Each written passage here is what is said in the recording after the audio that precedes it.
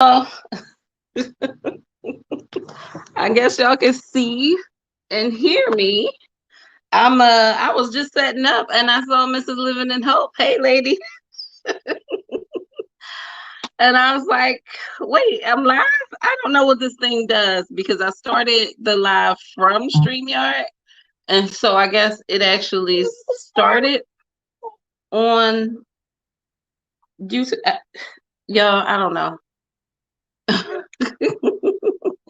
Hey, Mrs. Living in Hope, can you hear me or us? Because his tablet, I think, is in the background. Say yes if you can hear us. Yes. Huh? Y'all wouldn't even know I wanted to be in here a half hour ago. Hey, what are you doing? Yeah.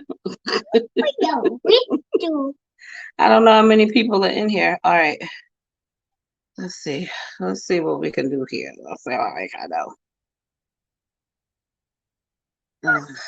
Come on, get down. It takes everything in me to keep this boy clothed.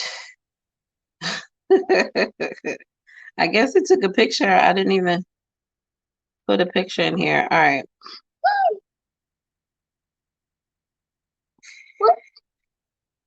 Okay. All right. Let's see how we do. How we do. How we do. How we do. I think it's just me and you. It's just me and you, Mrs. Living Hope. Just me and you so far. I'm not good at planning these things. A lot of times I just, oh, bless you, baby. A lot of times I just want to come in. And so I come in, and sometimes I want to come in, and then I'm like, I don't know if I have the time, so then I don't. Hey, Neil Soul Writer. I know we are fortunate, blessed baby, that he has a pull up on now, and I have spares handy in case he takes that one off. So, no, we're not gonna play with the tripod. No, sir. Y'all hear him talking back to me? This is the kind of treatment I get. I'm telling you. No, sir. No, sir. Mommy's gonna take no more tablet if you don't listen. No more tablet if you don't listen. Okay, you go ahead and take that. I take that tablet, then he know what's good, what's really good in the hood. You heard me? Let me see if I can. I was trying to get my camera angles together, so I could be a little bit more centered, but I didn't want the tripod to be too far out because if it is, then he's tripping over it. Neil, who you telling? Yes. Yes, like on the weekends and in the evenings, like for real, ain't nobody got no clothes on around here. So, hold on. He done knocked over the expensive equipment, i.e. my Oculus. So let me not have a connection. I'm gonna be right back.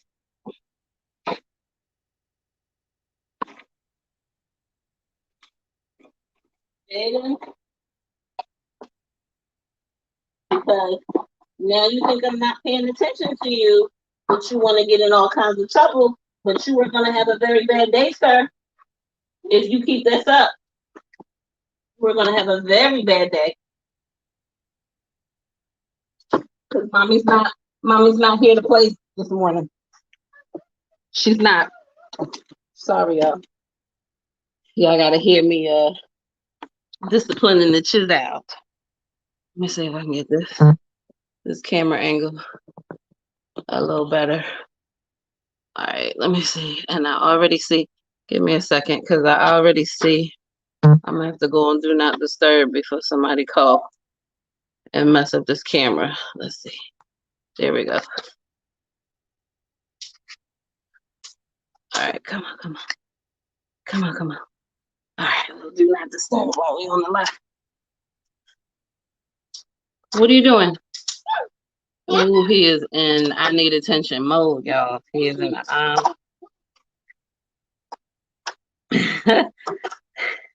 Don't let him touch the Oculus. I would cry if he broke it. If they had trees that grew Oculus devices. Now, absolutely. Absolutely. It's in the box. It's still in the box, but the box is open. And so that was on the couch, and my work laptop was on it. He knocked all of that down. So the work laptop hit the floor. The Oculus was upside down with the actual Oculus like falling out the package. So, listen here. Beat Saber is saving my life right now. And all the drama I went through to get this Oculus, he bet not tear my stuff up, okay? He bet not. Hey, TK. Hey, I'm telling you, because I got the 256. Apparently, the 128 gigabyte Oculuses were out here strong, but it was hard to find a 256. And I think I attempted to purchase like 5 different times. So let me see. First, I was gonna get it off of Amazon because you know Amazon's like the devil. And I get everything off of Amazon, and that's like the sure bet. And I like their protective services and stuff. So I was gonna get it off of there. And then because the gamer that I am and the geek that I am, I was like, let me pick up a few extra accessories, and all of that. And then I got to the checkout, and I got a little sticker shock. I was like, whoa, hold on. I just think I need to sleep on this a little bit. Like, I ain't sure I want to spend this kind of money. You know what I'm saying? So, what I ended up doing was I slept on it. And then the next day, it was sold out. I was like, no. So I was like, well, it'll come back. It's cool. I ain't in no rush for it. It's not even like I can like play it when I want to, because I can't play it while he running around. No, sir. So, mommy said, don't touch. Mommy said, don't touch the tripod. We got to get him used to the tripod, y'all. So, so anyway, so the day after that, it came back on Amazon. So I was like, all right, cool, ready to buy it. But then I looked, and it said it wasn't going to ship for 4 weeks. And I was like, nah. And then my play little sister was like, I'm sure they sell it other places. See if you can get it somewhere else. So I'm like, all right, cool. GameStop, you got Best Buy, Target, Walmart, all these places.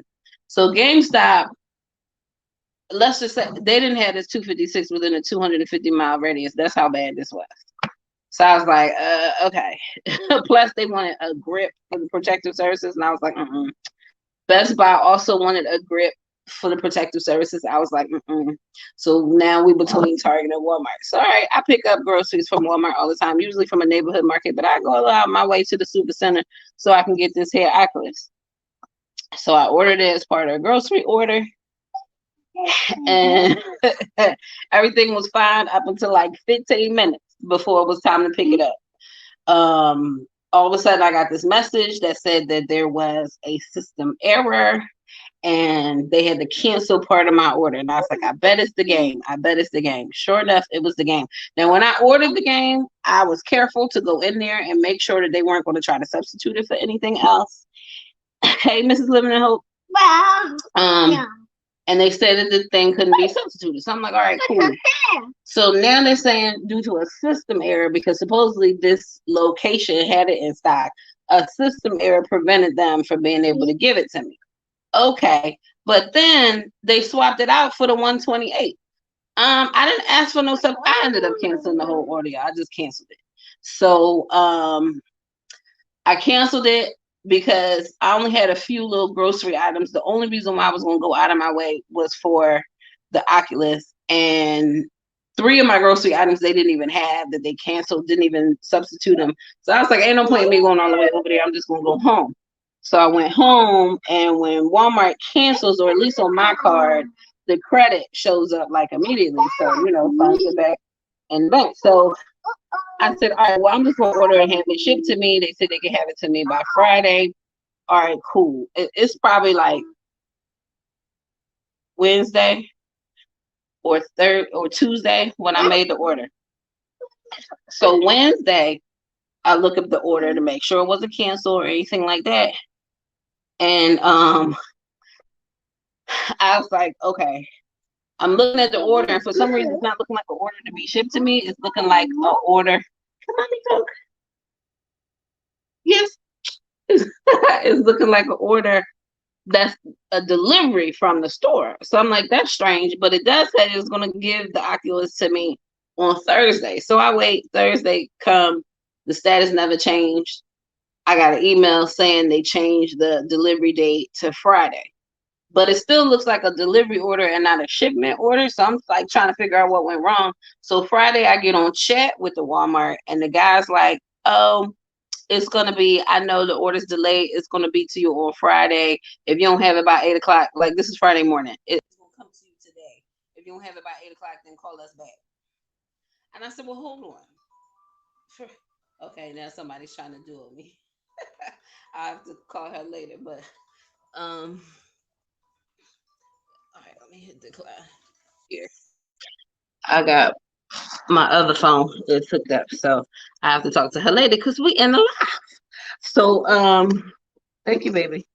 So he handed me my other phone. So thank you. Yeah, don't hurt your eyes, okay? You're too close to the light. So I'm like, all right, well, first of all, it didn't come yesterday. It's why I want to know why this order looks like it's being delivered from a store. And then he goes, well, there was a system error. Here's that term again. And the warehouse was sold out. So they changed it to a store delivery. So apparently they found it in stock nearby me, and I guess was going to have it delivered from the store. I said, well, what store is it supposed to be coming from? Because I want to make sure it wasn't the store I was just trying to buy it from that gave me the system error. And then he goes, oh, well, there's no note on that. I don't have that information. So you don't know what store it's coming from. There's no indication on my order in the app on what store it's coming from, but I'm supposed to believe it's going to show up today when it was supposed to show up yesterday, and nothing in the status has changed.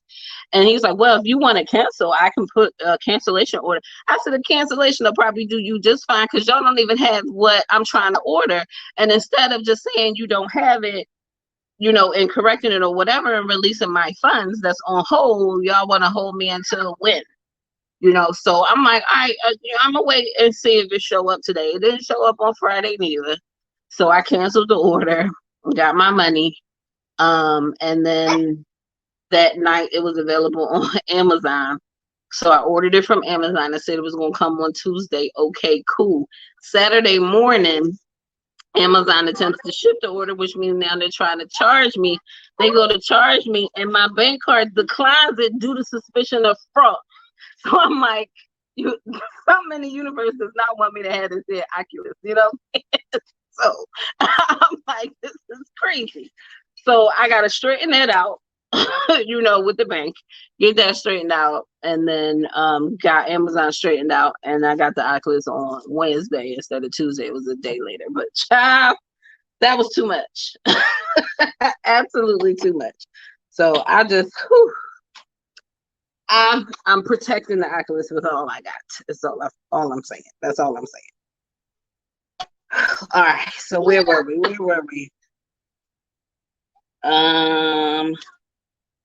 Okay. Maybe you go potty? All right, he going potty, y'all. Good job, baby. You don't have to take it off. Just sit down. We're working on the pull down and pull up of the foot. Yes. I thought you were going potty. Don't get distracted. Go ahead. Sit down. Sit down on the. No. Go ahead. Y'all. Sit. When he go potty, he has to get completely like nude for some reason when he goes potty here. Just have a seat, baby. Don't fall over. Just have a seat. You don't have to take it all the way off. I just pick your battles. No, you're distracted again. Sit down on the potty. Go ahead, sit down. Thank you. Fishy sticker. Fishy. No. Lift the lid up, baby. You're distracted. Okay, I'm just gonna get back to y'all because clearly he didn't really actually have to potty. You may have seen the watch on him. That's a potty watch. It has not gone off yet. It goes off. I have it set to go off every hour. It's not going off yet, but he's pretty much potty trained when he's bottomless. So he takes himself. Anyway, where was I?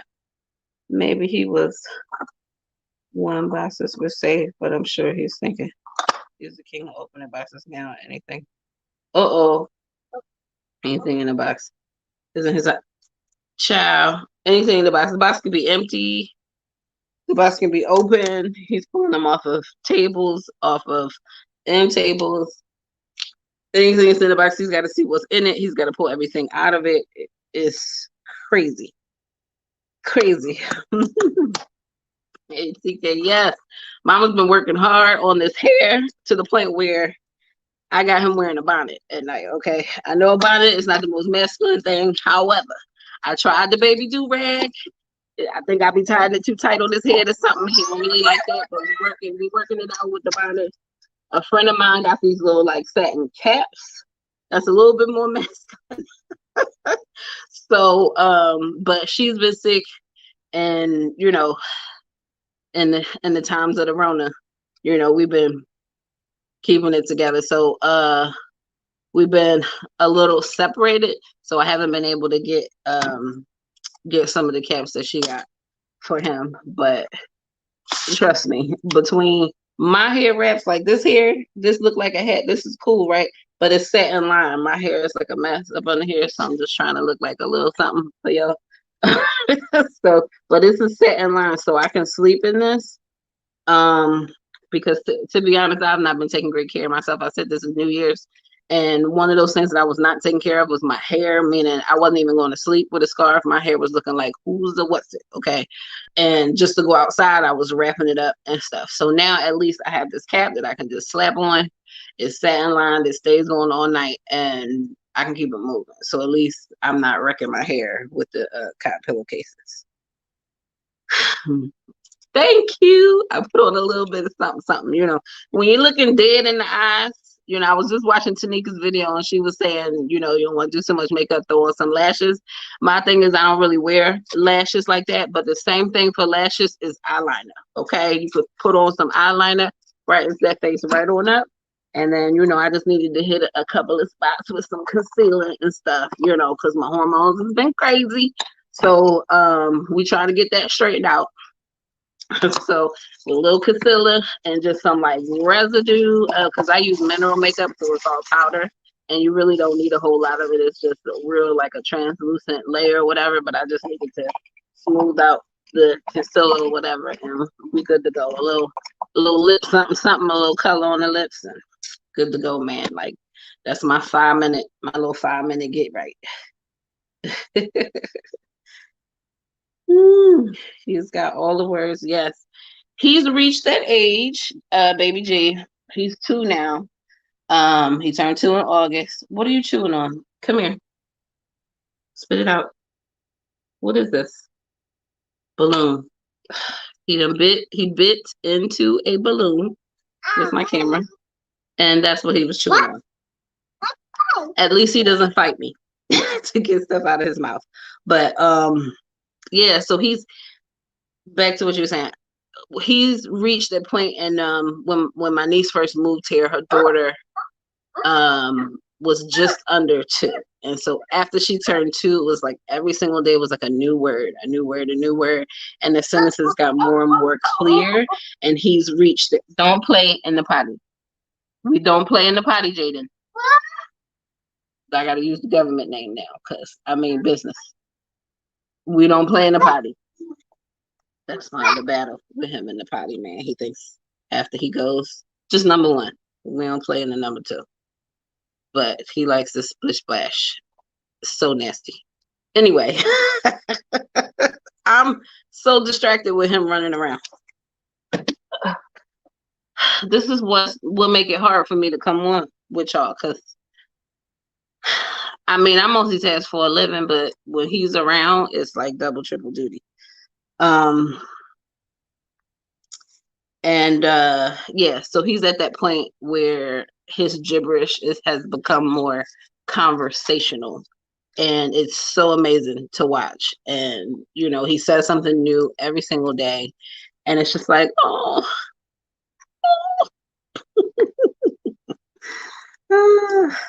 Yes, he is helpful. When it comes to electronics. When I ask him to pick something else up for me, he act like he don't know what that is. Okay. But when it comes to the phone or to a tablet or something, and he don't even have a phone, he has a tablet. I didn't even want to get him on the whole phone thing because I don't want him asking for my phone. I'm on my phone all the time. I'm not here to share it with him. You know what I'm saying? So you got your tablet, you go over there, you do that.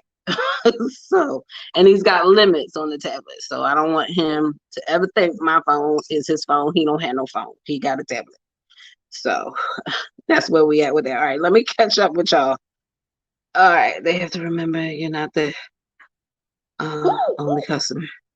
Oh yeah, about the Oculus. Never heard of a potty watch. Yeah, yeah, on Amazon. I'll put the link in the description when the live is over for the watch that I have. There are a few different ones out there. Oh wait, come on, baby, because you don't have no clothes on. That's all right. You just don't stand up too much, okay? Ew, you dig up your nose. No, thank you. So, yeah, so there's, I guess this original potty watch is actually in the shape of a toilet.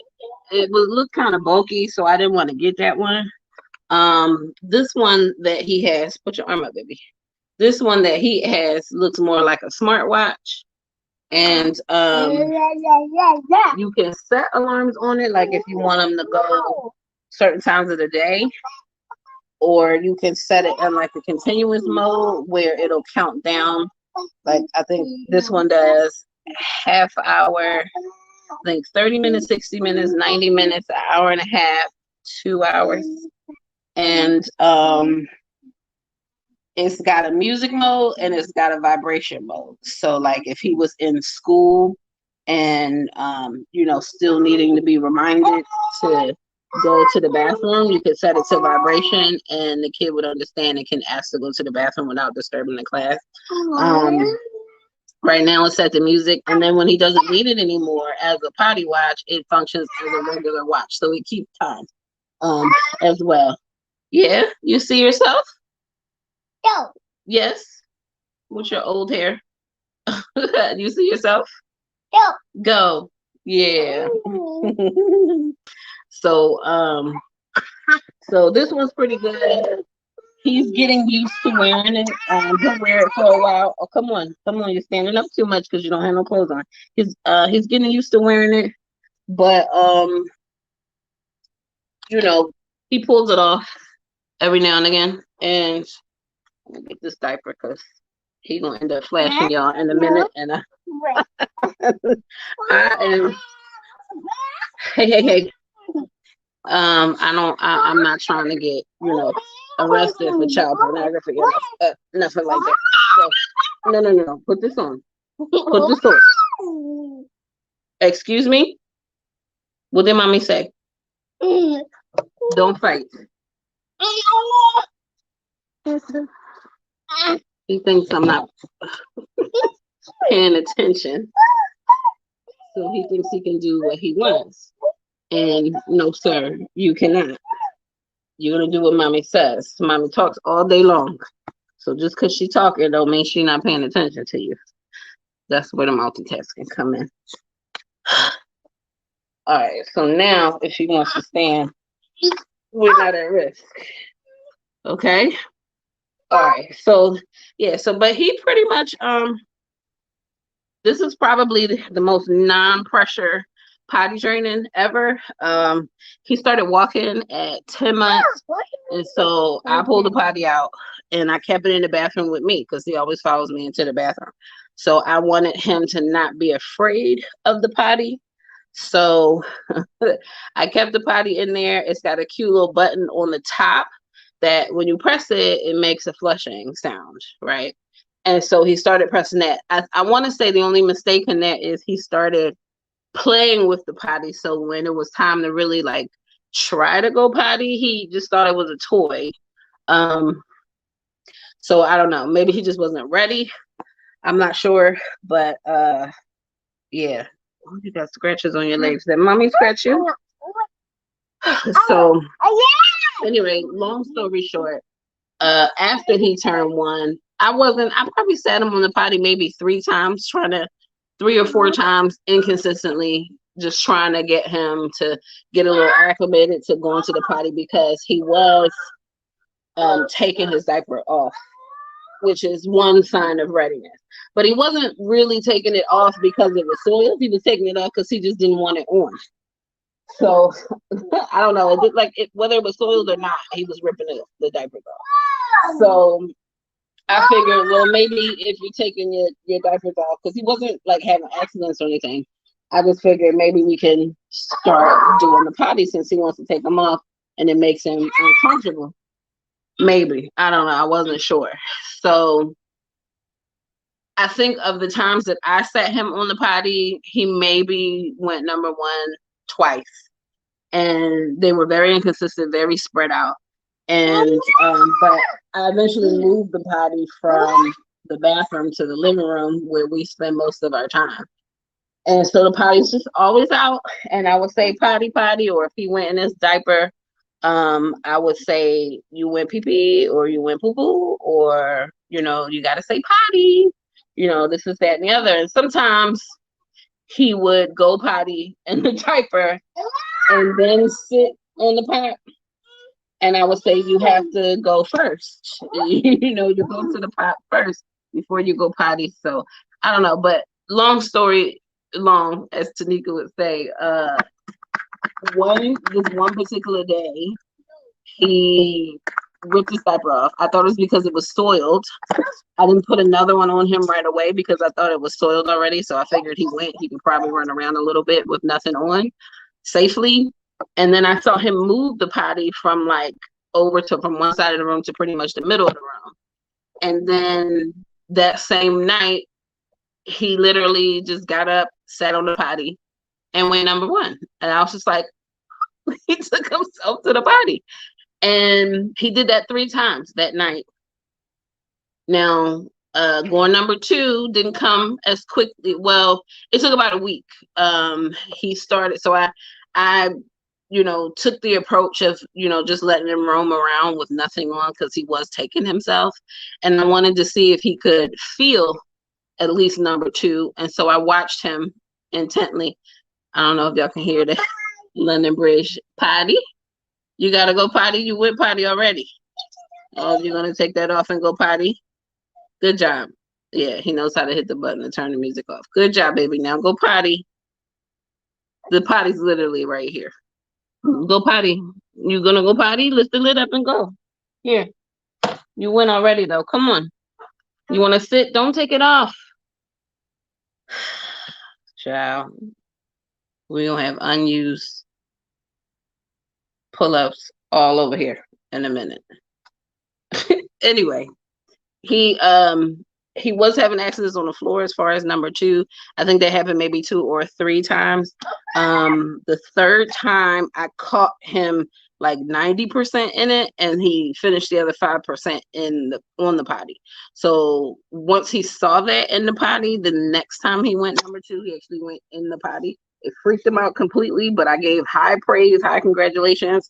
He got over the freak out, and then I had no problems with him going number 2 in the potty after that. It was just a matter of getting him to go that first time, because when he did have the first number 2 accident on the floor, I could tell he actually could feel it, because he went from a lay down position to a standing position, but it was like he didn't know what to do once he got to a standing position. So he kind of just stood there and went. And no amount of come on, let's go to the potty was making him move. So yeah, anyway, so that's how he kind of potty trained himself. It was very no pressure. Now, I wouldn't say he's 100% potty trained, because he doesn't necessarily ask to go to the potty. He doesn't necessarily pull his clothes down to go potty. If he has a pull-up on, or if he has on underwear, he'll just go. If he has a pull-up on and he's already gone in it, he will pull it off to go again on the potty. So it's a work in progress, but The pediatrician is very impressed with where he is with his potty training now. I'm very impressed. I feel like he's doing fine. The sitter is having trouble with, that's what we're working on, like pulling the clothes up and down. I'm not helping the situation, letting him run around here with no clothes on, but I'm trying to help that situation, because when we can get that straight, then we can try for like the underwear. Like now, if he's wearing anything, he will just go in it. So doesn't matter what it is, what it feels like. All right, so I just did all that talk about potty training. You all have been commenting. Let me catch up. Let's see. We'll probably get one for my nephew. He'll be one next week. Yeah, and I think the potty watch. It's not just for them. It's for us, right? Because it reminds me to remind him to go potty. And when he's going on a regular basis, we use a lot less pull-ups, or if you're training with underwear, you're going to have a lot less accidents because he's not just holding it. Let me tell you, my baby is a fire hydrant. He drinks water like nobody's business, and his kidneys work absolutely stupendously great. Okay, this boy makes water. Okay, so when he goes, right? The pull-ups, the diapers are so entirely full, and when he goes, he doesn't always empty his bladder, because that was one of the things trying to potty train, because that's one of the other signs, is that the baby is supposed to be emptying their bladder. And when I was first trying to teach him, he would go a little bit in the potty, a teeny tiny bit in the potty, and then 10 minutes later, he'll go full in a diaper after I've taken him off the potty. So it's like, just when I thought he went, he just wasn't emptying his bladder. He'll do the big pee later, right? And then even when he started going, he was going like every 10 minutes because he wasn't emptying his bladder yet. So that's one of the other things. Like, it's kind of crazy to, like, get up every 10 minutes to empty a potty and all of that other kind of stuff. And so he's, it's also an age where they mimic. And so whenever he went in the potty, I would say, come on, let's go to the bathroom. Let's empty the potty. Let's empty the potty. And then I think he got that in his head. So he started. So like, if I left the potty with he in it, or if I walked out of the room, or even if I didn't walk out of the room, he would lift the potty up and pour it into the main potty, making a mess out of everything. And for the longest, I couldn't understand why he kept doing that. And then I was talking to somebody, and it dawned on me he was probably mimicking me pouring the pee-pee in the toilet. So just be careful with that, because it's a mimicking age, and everything you do, it's it's amazing, right? But at the same time, you can cause yourself a whole lot of like trouble. But I think, the fact that he would take himself, a reminder never hurts. And I wasn't sure exactly how much time to give him. About an hour works. He has to go about every hour. Sometimes it's every 45 minutes. But the hour tends to work, and he only goes number 2 maybe once or twice a day. So sometimes that can be a little hard to catch, especially when he's going to the sitter, because he wears the pull-up to the sitter and he wears the pull-up overnight. So he's mostly dry in the morning. If I get up when he gets up, we can get up, go to the potty, and he'll, be dry. If I delay getting out of the bed, he'll for sure pee in the pull-up. And then sometimes, I'll give him breakfast or whatever, and then he'll go number 2 in the pull-up. And so we'll miss that opportunity to go in the potty. And so that had been happening for a while, and he had not gone number 2 in the potty for a while. And he even got to the point, which he did it to me today as well, where he would give me a pull-up that he can put on just so he can go number 2 in it. So this is something he's decided to do on his own, where he wasn't wearing anything. I guess for whatever reason, he didn't want to go number 2 in the potty. So he brought me a pull-up so he could go number 2 in it. So I'm trying to, I mentioned that to the sitter yesterday, and she said she had a parent who did that for her son. Like, would tell her son, oh, you don't want to go potty? You want to put on a pull-up and go potty, somewhere in a corner or whatever? And so, you know, meanwhile, the sitter's trying to get him to go number 2 in the potty. And she's like, just bring a pull up and you can go poop. And so it was just a long, drawn out process. But I expected him to regress a little bit. But I just want to keep encouraging him to go. So I did manage to get him to go number 2 in the potty. But you know, the pediatrician is very adamant about don't force him. I'm not forcing him, but I want to encourage whatever he's doing. Like, I don't want him to backslide too much, you know, because these diapers and these pull-ups are expensive. And if, you know, we want to save coins for baby number 2, we need him out of the diaper so I can spend diapers on baby number 2. You know what I'm saying? Anyway, back to the catch up. Potty training already. That's right. Well, he's 2. It's about that time. What else is he doing that to? Right? Thanks, Mrs. Little. I don't know which one you told me. Probably the potty. Oh, you hurt yourself? You okay? You were doing flips on the floor. You hit something? Oh, you hurt your back. Oh, that's okay. Mwah. Mommy kiss the boo-boo. Boo-boo, yeah. Yes, he's such an empath, and I'm an empath. Like, this is why I can't watch these shows like ridiculousness when people hurt themselves, because I quite physically feel the pain. Probably not as bad as that person felt it, but I feel actual pain when I see someone hurt themselves. So I'm an empath in that way, so I can't watch people get hurt. It hurts me. So but he's quite the empath. Like, the sitters, like when another kid at her house is crying, he'll go and rub him on the shoulder. It's okay.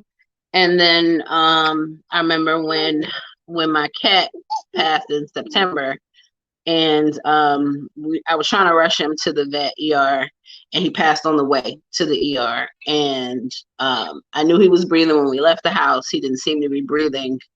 I thought I heard him passing on the way there. And so I checked him before we got out of the car, and I couldn't tell whether he was breathing. And so when we got up to the door, because they're all like, you know, Rona process, everything is like passing through doors, and everybody, and you know, we're all standing outside, and I'm holding him, and I've got the carrier, and I'm trying to explain to the lady what happened, and I'm like, I just need someone to see if he's even still alive at this point. And so she came over to the door, you know, with a little stethoscope, and she checked to see if he was alive, and I lost it. You know, I'm carrying him, I'm literally crouched down on the ground. I'm just crying. I'm rubbing my cat's head. Like, I'm so sorry. Like, I wish I paid better attention. I'm just crying. He doesn't understand what's happening, but he understands that I'm upset. And this woman is like looking at me, and she's looking at him. And then he looks at me, and he gives me this big hug and a kiss. And he says, "It's okay."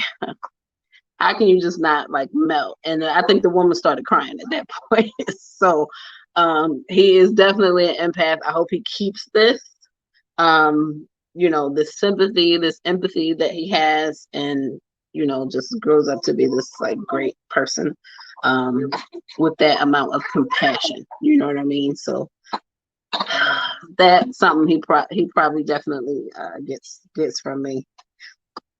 Hey, Miss Lex. Hey, boo boo. Hey, Gator girl. Wow, it's been a while. I guess I came on at the right time. I used to get my son up first thing in the morning and make him sit in the potty. He would sit there until he goes, oh. Yeah, I don't know. I don't make him sit. Like, when I was trying to get him to go, I would make him sit maybe no longer than 10 minutes. Like, I remember when my niece, like, she's my first niece. I was 7 years old when she was born. So I will bring her up a lot. Rest in peace, Ashley. But I remember when she was potty training, when the potties used to have seat belts. Any of y'all old enough to remember that? When the potties had seat belts to keep the kids strapped down, so they could sit there forever until you wanted them to get up. Oh man, I remember she would just sit there forever and ever and ever and ever and ever. And it's just like, now it's just like, you know, you kind of give them something to distract them so they can sit there long enough. And so I would try to like read a book or do flashcards or something to keep them distracted and seated. because he's so full of like energy. So, but like I said, he just started going by himself. And so now, with the potty watch, which he's only really had maybe a few weeks, because he got it over around Christmas time. So it was probably after Christmas, but before New Year's that it came. So he had about a weekend by the time he went. Yeah, so it was Christmas, like right before Christmas. I just wanted him to get used to what the alarm meant on the watch. So even if he went potty already, I would have him go to the potty and sit so that he could understand that's what that means. And if he just sat there for like 2 minutes and got up, that's fine, especially if I knew he already went. But whether he went or not, if he didn't feel like he had to go, that's fine. I just want you to go sit on the potty, because I know that because he's bottomless, if he feels like he has to go, he will take himself. I just wanted to acclimate him to the watch. Now he does pull that off. There are some downsides to this particular watch, like the charging is USB charging, so there's an end of the watch that does sort of pop out of the rubber band. And he's in trying to pull the watch off and stretching the rubber, he's stretched the other side off. So the glue that was holding the other side. So now the two things come completely apart. And whenever I don't see it on his wrist, I have to go looking for them both. So, but he's getting okay, baby. He's getting okay. You can't play with this up here. You got to play with this on the floor. Okay, on the floor. Thanks, Sandra, for your train. He loves it a lot. But she got him for his birthday. Or was it his birthday? Yeah, I think it was his birthday. So you have to play with it on the floor, baby. You can't play with it up here. So, yeah, so that's a big part, like just getting them acclimated to what the alarm means, and then working on the potty later, right? Just go sit on the potty. If they don't want to stay there, they don't have to stay. But he's picked it up, and he even knows how to, like I said earlier, hit the button to turn the alarm off. Because sometimes I've caught him trying to turn it off real fast, so I don't make him go to the potty. Smart. These kids, I don't know, something in the Infamil. I can't say Similac because he never had Similac, but he did have Infamil. Maybe something in the Infamil. I don't know. Hey, Lysandra. Hey, lady. Does the pot play music when he goes? That's what my son has. No. And I'm gonna tell you why I didn't get that one. I got that one for my niece's daughter that has some kind of like weight sensor on the bottom. So when she did number one or did number two, any kind of weight in the pot would make it sing like a congratulatory song, which is great because that means we didn't have to sing the congratulatory song, right? But what started happening is over time, that thing started setting itself off by itself. Like she wasn't going to the potty and it was all of a sudden start singing. So that's freaky. So we had to take that thing out. There was a part that you could just take out and then use it as a regular potty. So while I do still have that potty's in my garage somewhere. No intentions of using it. And as a matter of fact, Kennedy, that's my niece's daughter, she and I had a conversation about that potty when I was talking about baby G potty training, and she said that he got a creepy potty like I had, and I was just like, you liked it. It wasn't creepy when we bought it. We thought it was cute, but it did start singing by itself. That's creepy when we're like watching scary movies in the dark and all of a sudden this thing starts singing.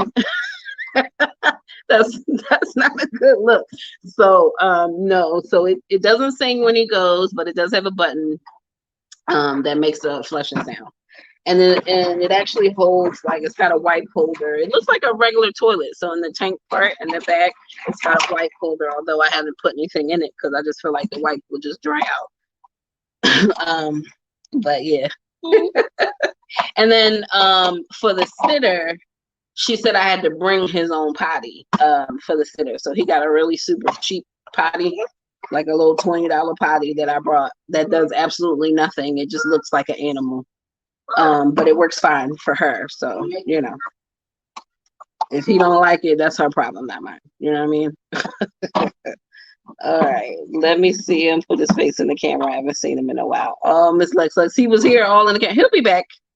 As a matter of fact, yeah, he'll be back. But he's naked again. I just got to make sure, we're not flashing y'all. Okay, so he'll be back though. Right now he's playing. We're getting close to nap time. As a matter of fact, he's probably a little bit past it. So he's gonna start getting fussy, as you can hear him. What's wrong, baby? No, what do you want mommy to do with this? This is the other part of the train. Get. What do you want mommy to do with it? What am I supposed to do? What do you want? Okay. This has to go on the floor. You can't play with it up here, not on the chair, okay? Up here. Finish your milk. Here, finish it. Oh, you don't. Okay, he got an attitude now, y'all. I didn't fix his toy. What's wrong with it? You want me to put it together? But you don't even like it that way. Come here. Give it to mommy. Let mommy help. Bring it to mommy. Oh, he came instead. He didn't bring the toy. Here, the people want to see your face. You say hi. Don't be mean. You see yourself? Who's that?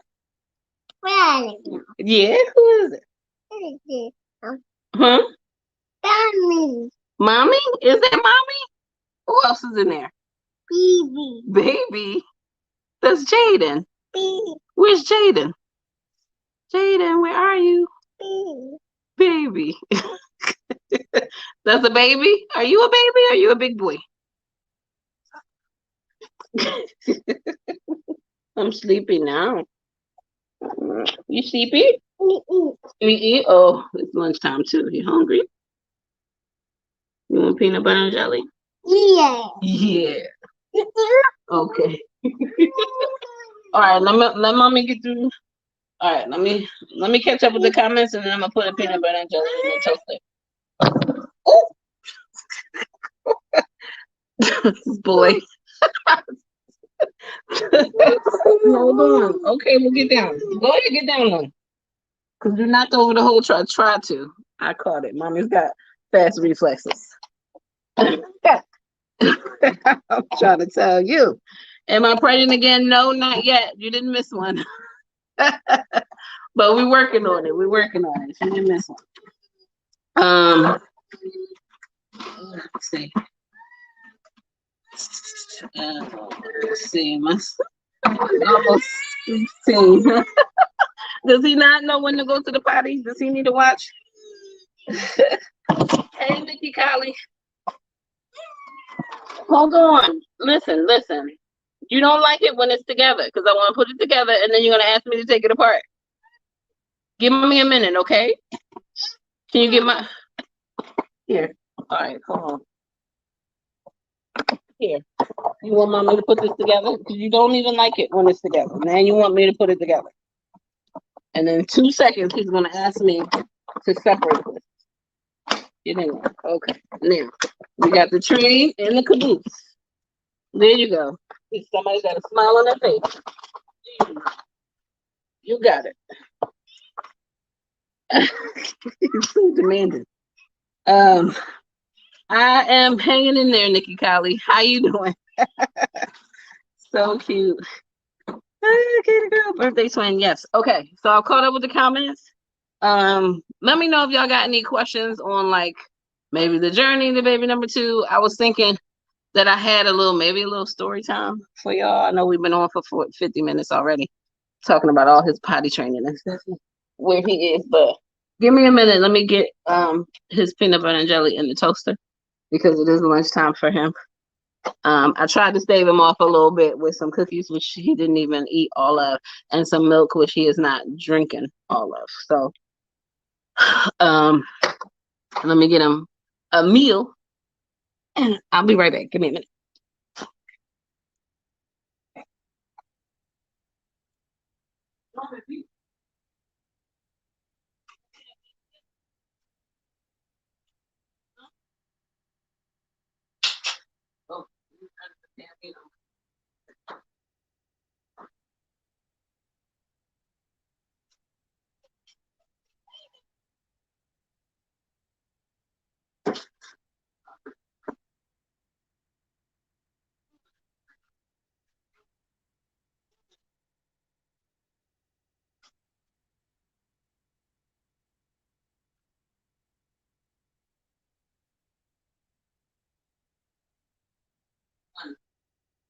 We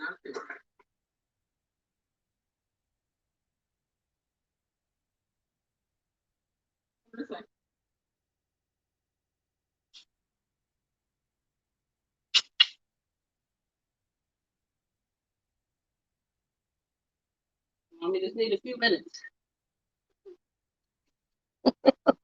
I'm just trying to beat him to the camera. So we're gonna climb up in the chair and flash y'all.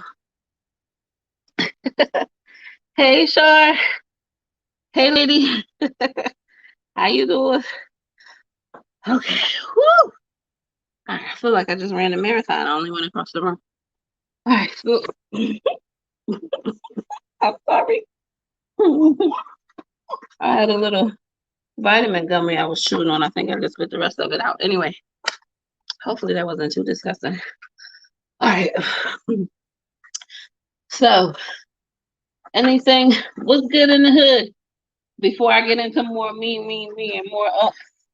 Anything good in the hood going on with y'all? Any questions?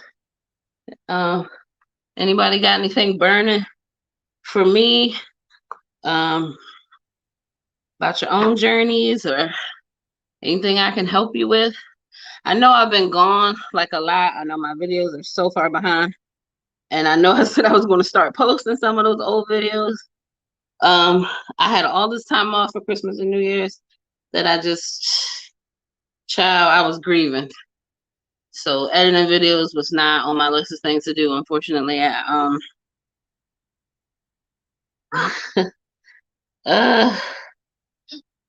did you ever confirm that you got the planner? I don't think you confirmed it, but I know I sent you the tracking, so that's okay. I'm so glad that you love it and that your fiance says thank you. You are welcome. You're welcome. You earned it. You earned it. Being a wealth of useless knowledge, girl. Using that noggin of yours. You earned it. So I'm glad y'all enjoying it. I wanted to be a resource. Y'all know what I'm talking about. If y'all watched the live, well, let me show you what I'm talking about. Or I should say what Char's talking about. Give me a second. Eat that. Eat it. Don't play with it. Eat it.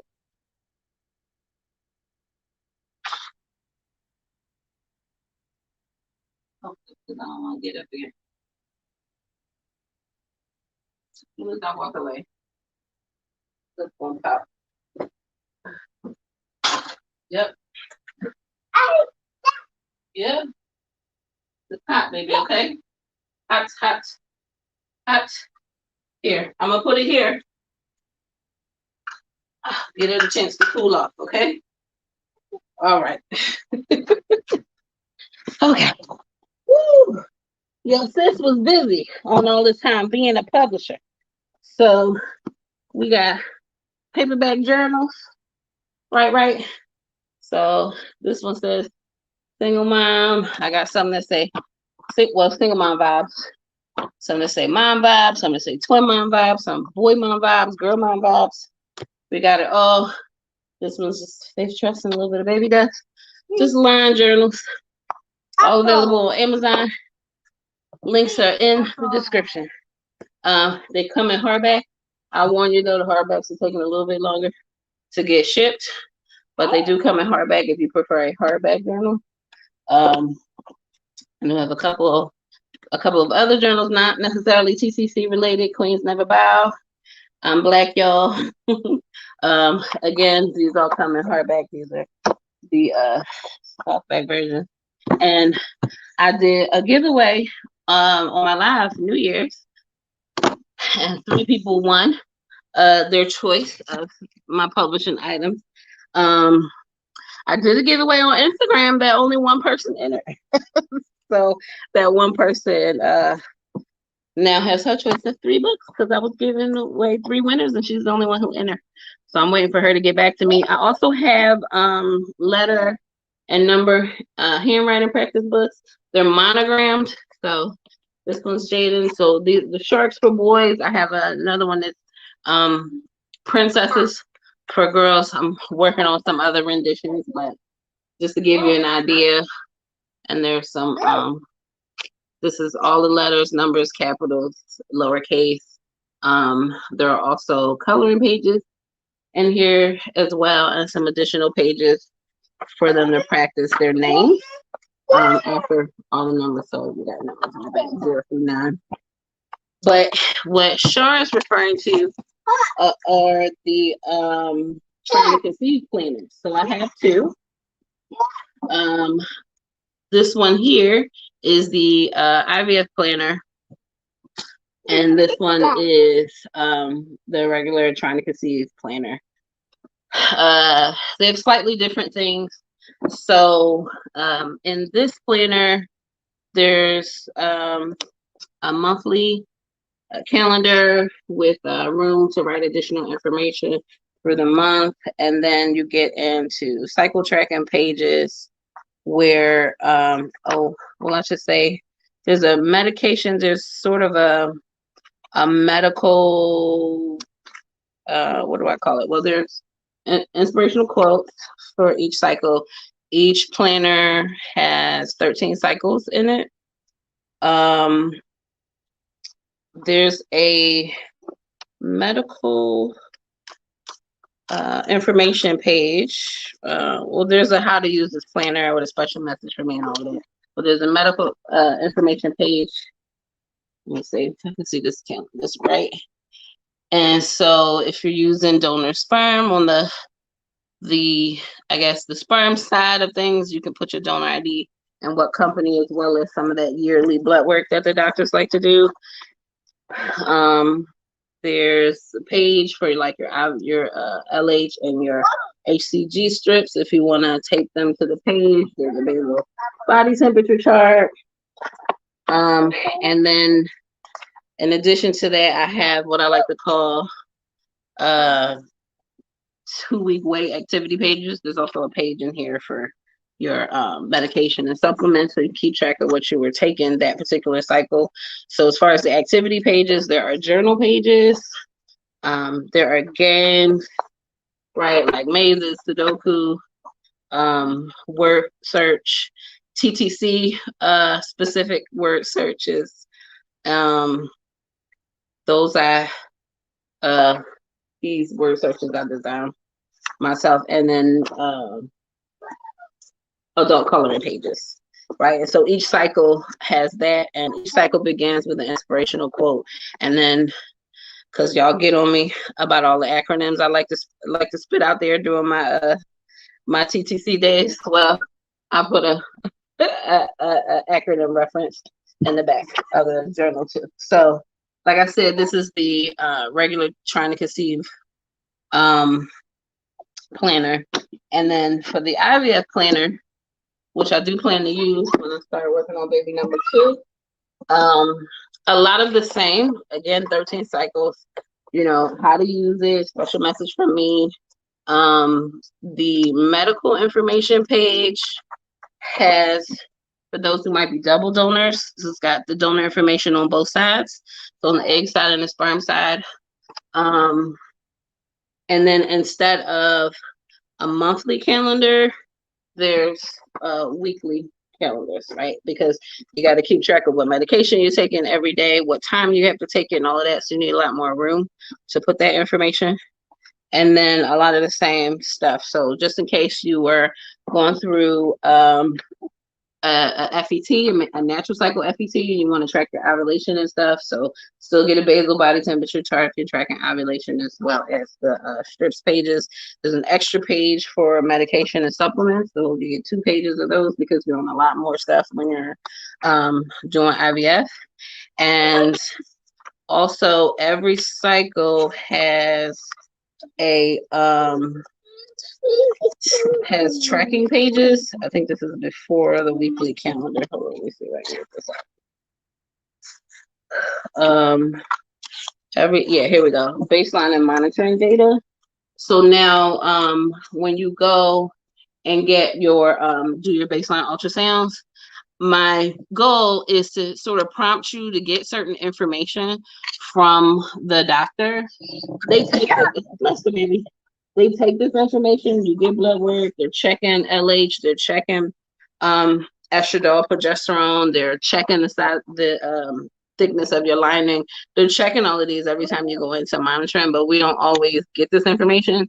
And sometimes you get it if you have a clinic that is using a portal, but my clinic didn't have a portal. I had to ask for all this information in order to be able to track it myself. And so there are a lot of women out here doing, you know, IVF and trying to conceive with the use of a RE or another kind of fertility specialist, and they don't understand that all this data, right, is being requested of them, and the doctor is using this information to make decisions, but they don't have no idea what that data is themselves. So my goal is for you to be able to do that. And then there's also a section here to track your results. So if you were doing an egg retrieval, how many did you retrieve? How many were mature, fertilized, made it to day 3? How many made it to 5, 6, or 7? And then if the cycle is a transfer cycle, you know, how many embryos did you transfer? What were their grading? And there's some extra information down here if you do like PGS testing, you want to track all of that good stuff. So I really took my time in trying to make sure that this, you know, captured all the data. I'm a data gal. The rest of the stuff is sort of the same with the activity pages, the journaling, the coloring pages, the games, just to kind of help you relax and give you something to do. They are like, especially the IVF one, these books are pretty thick, right? I think they're available on Amazon. I think Amazon says this book weighs more than 2 pounds. It is pretty heavy. This one is 452 pages. I think this one is 300 and something pages, something like that. So but yeah, I worked really hard on these, and I'm really glad that the ladies who have had a chance to experience them and have them, that they really find them useful, and that it empowers them to take, what's the word? My brain has really been suffering lately. I got to get back on my supplements. That they're really able to like take control of their cycles and advocate for themselves, you know, to make sure that something different is happening. If it didn't work the first time around, that things make sense, that they challenge the doctors to not just stick to their regular rigmarole doing the same thing over and over because it's worked for them most of the time. You know what I mean? To like really treat them as an individual patient. That's my goal. To have your doctors partner with you, and not every doctor is, you know, susceptible to that. So, you know, just be firm. You know, you pay the doctor to help you get pregnant. They should be partnering with you in your care. And if they got an attitude, it's probably time for a new doctor, to be honest. And as much trouble as I have with my previous RE, it was never about the medicine, right? He listened to me. He understood that I was an educated patient. If I came to him with an idea, he thought about it. He was open to it. And in the end, my suggestion is what got my baby here. You know, me checking his timing and really understanding what's supposed to happen and when. I caught his mistakes. And I'm not saying he's a bad doctor. I'm just saying 2 brains are better than 1. You know what I'm saying? So if you know what's supposed to happen, you know, you can make sure that nobody's making, I don't want to say a careless mistake, but a human mistake, you know, with your cycle that can cost you your baby. I didn't have but 2 embryos after PGS testing, and 2 egg retrievals to transfer. There wasn't a whole lot of room for error, and I wasn't about to let that happen. So a word to the wise is sufficient, as Ms. Linton, my middle school math teacher, used to say. You know, sometimes you just gotta be on top of it. And in order to be on top of it, you gotta know what's going on. And don't be afraid to ask the questions. Ask the doctor why they're making the decisions that they're making. What is it about your blood work that's making them make one decision over another? You know, challenge them. Help them educate you. You know what I mean? Because we can't believe everything we see on the internet. I'm not a doctor, so I'm not telling you to believe everything, to take everything I say as gold. I'm just saying, I've done some research and I've challenged my doctor, and it has gotten me results when there wasn't a whole lot of chances to get wrong. I'll put it that way. And there's a lot of things that if I knew better, I would have done better, like my vitamin D, because my doctor never tested it. I asked him to test it, only to find out that it was in the toilet. You know what I'm saying? So just saying, just saying. So that is my goal, is to help women educate themselves enough to at the very least advocate for themselves. All right. Thank you, Gator Girl. Thank you. I know a lot of y'all wasn't on the live. That was the last time I sort of featured everything.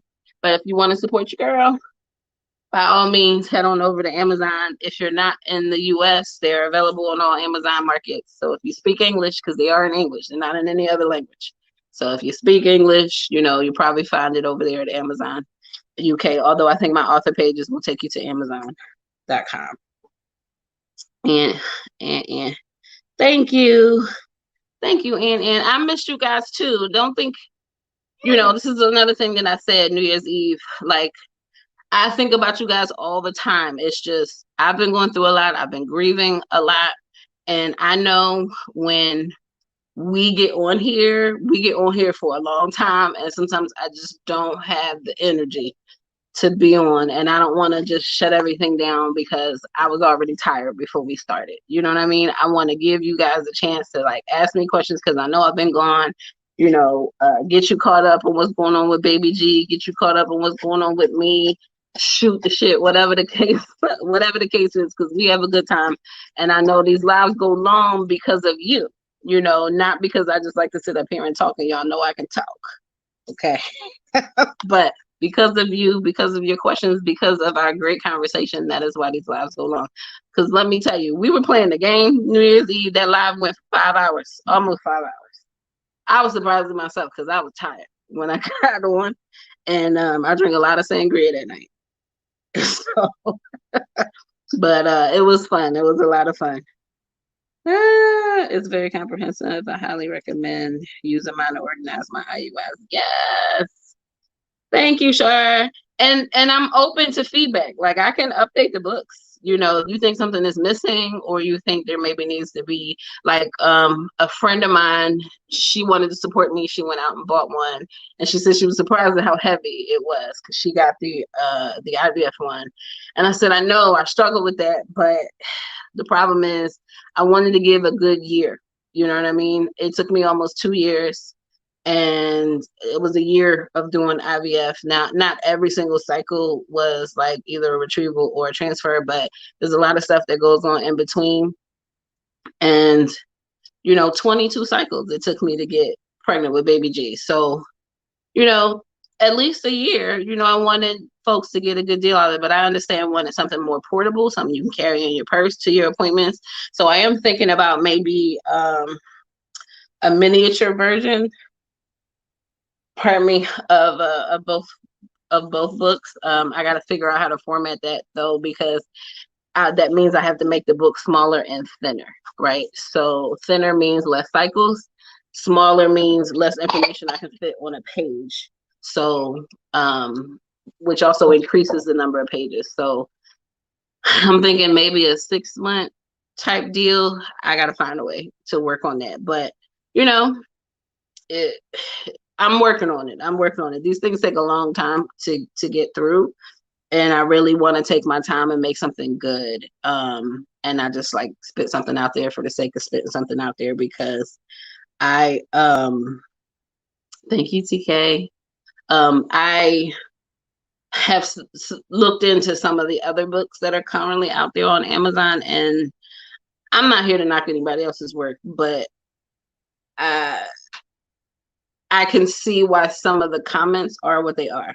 And I even took the time to look through the comments of some of the other books, what was good about it, what was bad about it, because there were things that I didn't plan to put in my books because I didn't feel like it was really necessary, but people really liked that element. So I'm glad I did that research so I could put that element in the book.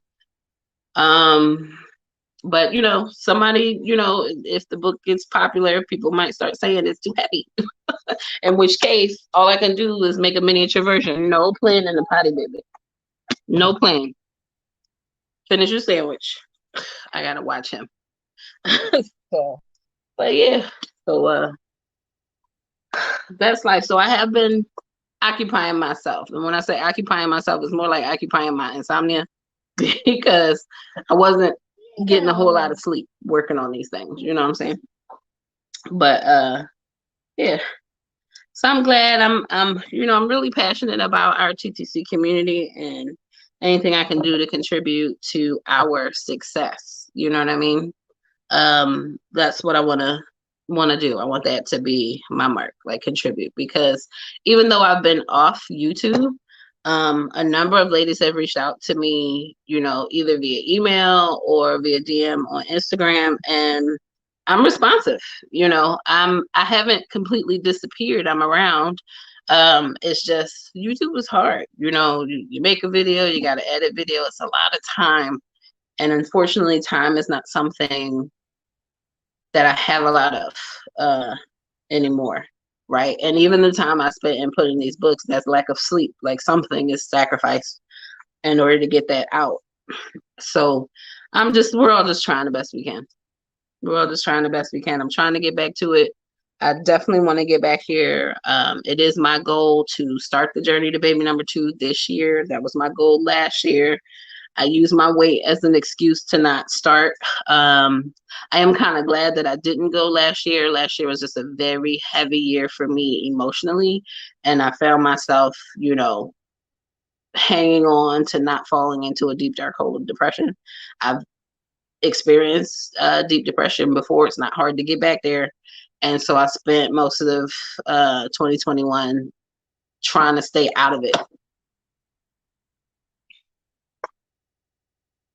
You really want to have a bad day, don't you, little boy? Don't throw anything else in this potty. Y'all hear him talking back? Don't throw anything else in this potty. Because the problem with what he puts in the potty, I can't flush down the toilet. Or it'll back up my plumbing. So that means I got to fish that out before I can dump the potty, right? I'm telling you. I'm trying my best. But if y'all see me look to the side, I'm watching him. You want to finish your milk? Here, it's right here. You didn't finish your cookies. Right here, baby. Hello? Oh, yeah. Right here. You want to finish the rest of this? I'm not going to hold it. You take it. I'm not going to hold it. You take it. I'm not your maid. So, anyway. Yeah, so just a lot of woo sign, y'all. And I'm just trying to get back to me. And slowly but surely, I'm getting there. I'm coping with my grief. I'm actually going through it. And taking the time to really get past it. It's taking a lot longer than I like. But, as I said in New Year's, to get past it, I got to get through it. You can't go around grief. Grief sits around. It's got the patience of Job. Sits around just waiting for the perfect opportunity to remind you that it's still there. So, and, the passing of my cats this past year, one in September, one in December, didn't help. Just kind of compounded on top of it. So, and I've just been trying my best to remain present for the little human that I am raising so that he is the least affected. So just try my best. That's all. Just try my best. It's interesting though, because was it Friday? Friday or Thursday? By happenstance, I went on to I got a friend request on Facebook that then took me to a list of friend requests that I haven't even responded to, because a lot of them are like fake accounts, like they're requests for people I'm already friends with, but they're not real profiles. The fakery that happens on Facebook. So and I saw my exes who I talked about in my Dating While TTC series. I believe I called him Raymond. So I had a friend request from his mom. I'm already friends with his mom. Again, just one of these in the list. It made me think about him. I looked him up on Facebook just to see, what he was doing. I already said in that series that he was on his second wife and all of that. And if you check out, it's a 3-part series. It's a long story. She is the reason that I live in Florida today. So, but I can't make that story up. No, don't climb up here because you don't have on any clothes. Get this for mommy. Get this for mommy so you can put that back on. Not that. This right here. Oh, you actually pee-peed in this. All right, I got another one. One more. Anyway, come here. Come put this on. Come here, baby. Anyway, his page didn't change. No new posts since 2020. Same post I had seen already. And but there was an old post that linked his wife's page. And so I don't know, when you look up an ex, you tend to be nosy, like what's going on, are they still with the person that they were with, this is that and the other. And so I knew she had a little girl when they got married or when they met or got together, but I saw her with another kid. But the pictures with her oldest child were with a man that it was not my ex. And I'm like, well, are they still together? Is her new kid, is this the new kid's baby daddy? Or is he the baby daddy? Or are they even still together? Anyway, long story short, they are still together. This new baby is his. And from what I can tell, she had a noticeable belly in November of 2019, which baby G was born in October of 2019. So his baby is not much younger than mine. Definitely less than a year. I want to say within a few months, because she had a very noticeable belly. She's a smaller frame girl, so she could have just been showing a lot more.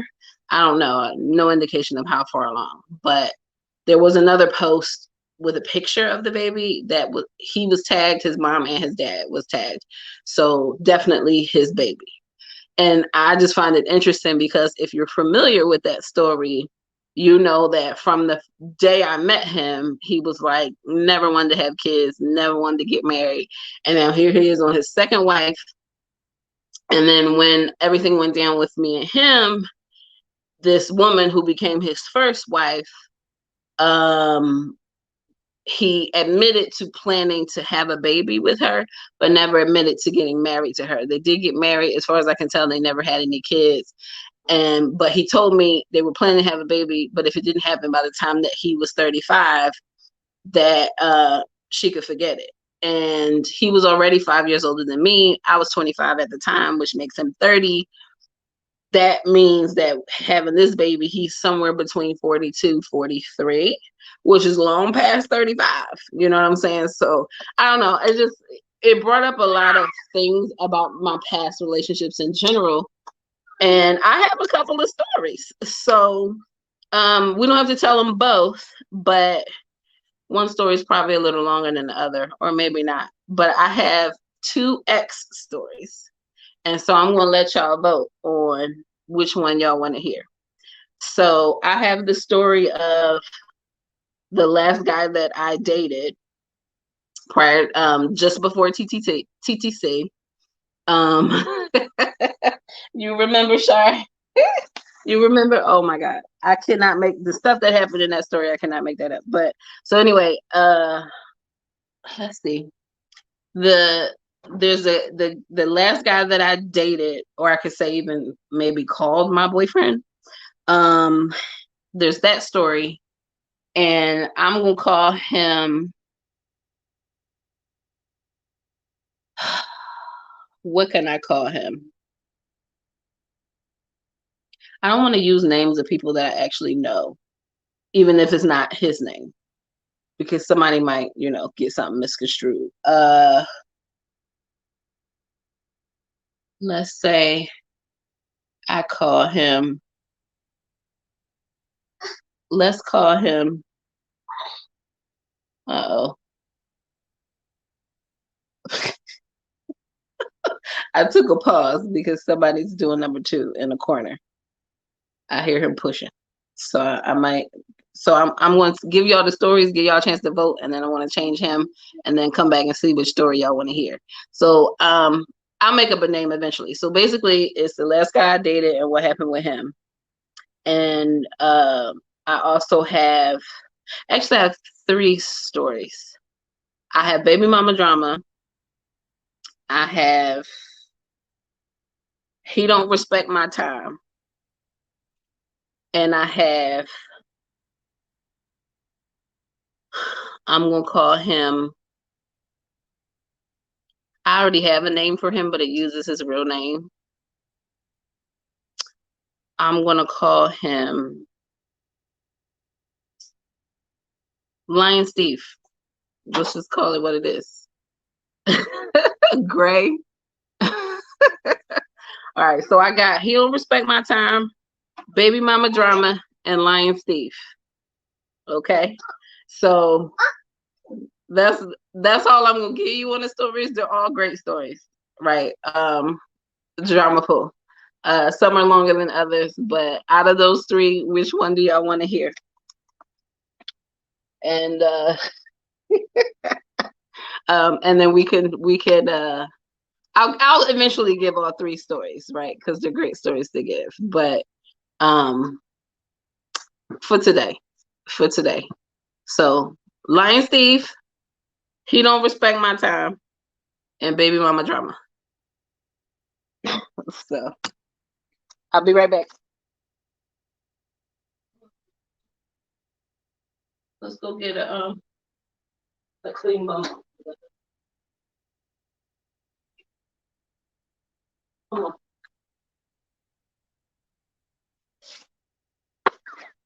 We're in ABC. Oh, come here.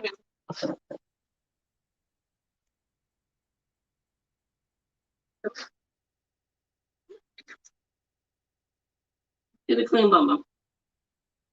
No? What are you showing? Cookie? Cookie.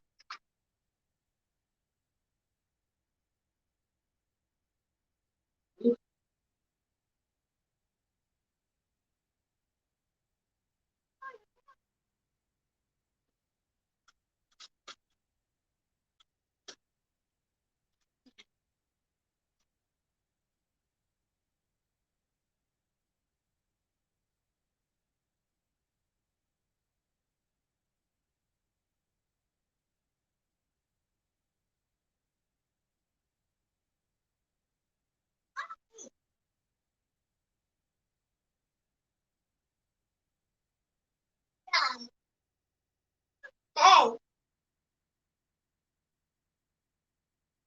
Nap time? You want to take a nap?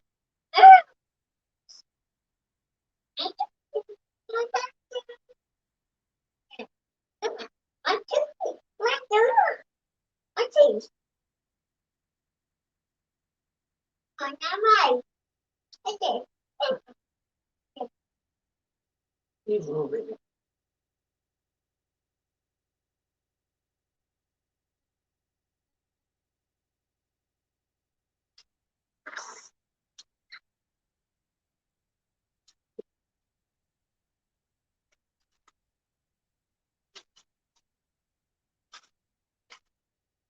Oh, I'm back. Let's see what we got. Lion Steve. Just 2 guesses? Come on. I know y'all watching. Just 2 guesses? All right, sounds like Lion Steve. Okay. Lion Steve is a good story, y'all. All right, so I was in college. I had to be in college because I was not working at the time that I met him. I was no longer working at the buffet restaurant. I was working at the mall.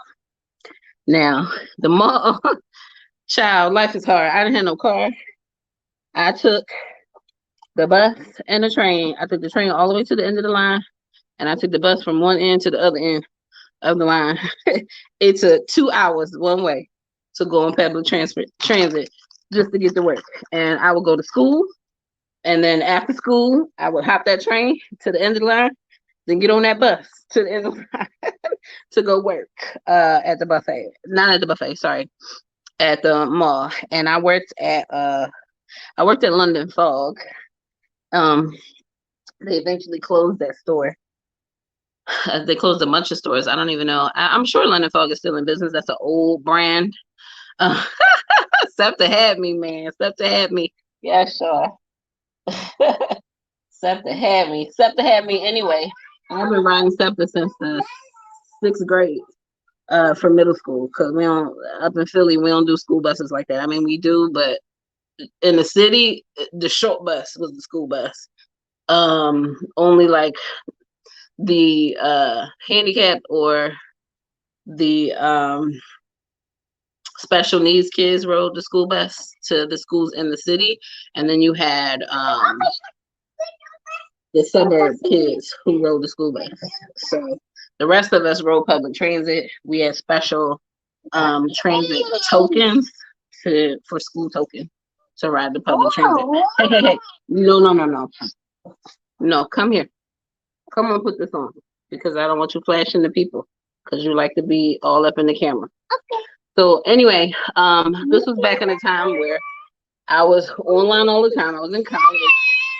My bachelor's degree is in computer science, so I was on a computer all the time. Now, I probably never mentioned this, but I had an accident involving a SEPTA bus when I was 16, and in high school, where I had the door closed on me, and I was like halfway hanging out the bus, and the bus pulled off. And anyway, I got injured, ended up with tendonitis in my shoulder, and my medical was all paid for. So the lawsuit was more about pain and suffering. And I was 16 at the time. I got a little bit of money, nothing too. At any rate, I think I got that money.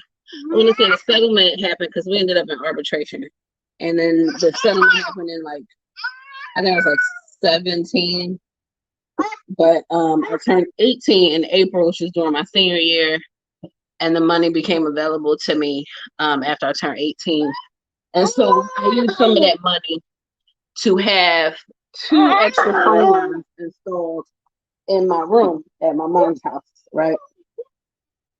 Man, you done already went potty. That's your watch again. Go ahead, go potty. Okay. Yeah, you turn it off. Okay. You have to go potty? Okay, he's gonna try, even though I just dressed him. Come on, come here. No, don't put that in there. No, no, don't put that in there. Anyway. So I say all this to say, I had 2 extra phone lines in the house coming to my room, and I also paid for cable. I was working, right? So I made regular money to pay the bills, but I had this extra money to stop doing that, to get these lines installed. So I had one for the internet, because back then the internet went over your phone line. If you're not old enough, you might not know what's you might not know their life as far as like internet goes. But I had AOL, and as a matter of fact, that's how I met Raymond over AOL. I've been dating online since I was 19. So I had my own internet service. I had my own phone line. And the thing is, if you're old enough to know, if you were using your phone line, you couldn't talk on the phone and be on the internet at the same time. Yes, good old dial-up. So so I had the 2 lines because I was always on the phone. That was just my whole life growing up, even as a teenager. So I needed a line for me to talk on the phone, and I needed a line for me to be on the computer. And also I was in college as a computer science major. I needed internet access, right? In order to do a lot of my work. So I paid for that internet access. I paid for the cable that came into my room because my mom refused to get cable in the rest of the house. So I had cable in my room. My room was like a regular apartment, okay? I had no reason to step outside except to like eat and bathe. So that's just how I had set it up for myself. Anyway, I met Lion Steve on love at AOL, right? This is kind of like if you're familiar with, say, like Yahoo Personals, that was a thing there. But then you got like AOL. AOL was kind of like I don't know, it's just like a platform, right? You could like chat on it, you could send email, and then they had like this sort of, you could search people's profiles if they had AOL. And so I never really went searching for people. I used to hang out in the chat rooms, but I never really liked the chat rooms. And because everybody seemed to already know everybody, and I didn't know a bunch of people who had internet like me. So it's like you could barely even butt in. But I kept late hours because I worked, right? And so I kept late hours online, and my screen name was one that I think pervs sort of gravitated to, and so I got a lot of pervy messages. It wasn't like a sexy screen name. It was like basically based off of my nickname. Don't throw anything else. Sorry, y'all. Don't throw nothing else in here. You want to go to timeout? I didn't think so. Don't put anything else in this potty. Don't lift this up unless you have to go. See, people think he don't understand me, but he do. He understand perfectly fine. Because when I said timeout, he backed himself up into a corner. They say these babies don't understand. They understand perfectly clear. The fact that they try to ignore make you think they don't understand, but they understand. Don't be fooled. Anyway. So, no, sir. That's not a toy. So, he reached out to me, and it turned out he worked in the mall as well at the movie theater. So I'm going to try to make a long story short as much as I can. Anyway, in my introduction to him, I was introduced to a number of his friends online, right? Now, I'm in college. This had to be freshman year of college, because by the end of freshman year, I was dating Raymond. So I also met Raymond on AOL. I met him when I first started, and we knew each other online for a year. Now, mind you, I got my internet and AOL while I was still in high school, before I graduated for the senior year. So I met him around that time. I knew him online for a year before we ever met face to face. So Lion Steve was kind of during this in-between time where he wasn't, like, he kind of disappeared off the internet, or at least for me. Anyway, so he introduced me to him, and chatting online. Sometimes I would try to talk to him or his screen name, and I would be told that it wasn't Steve, that it was his brother. I don't remember the brother's name.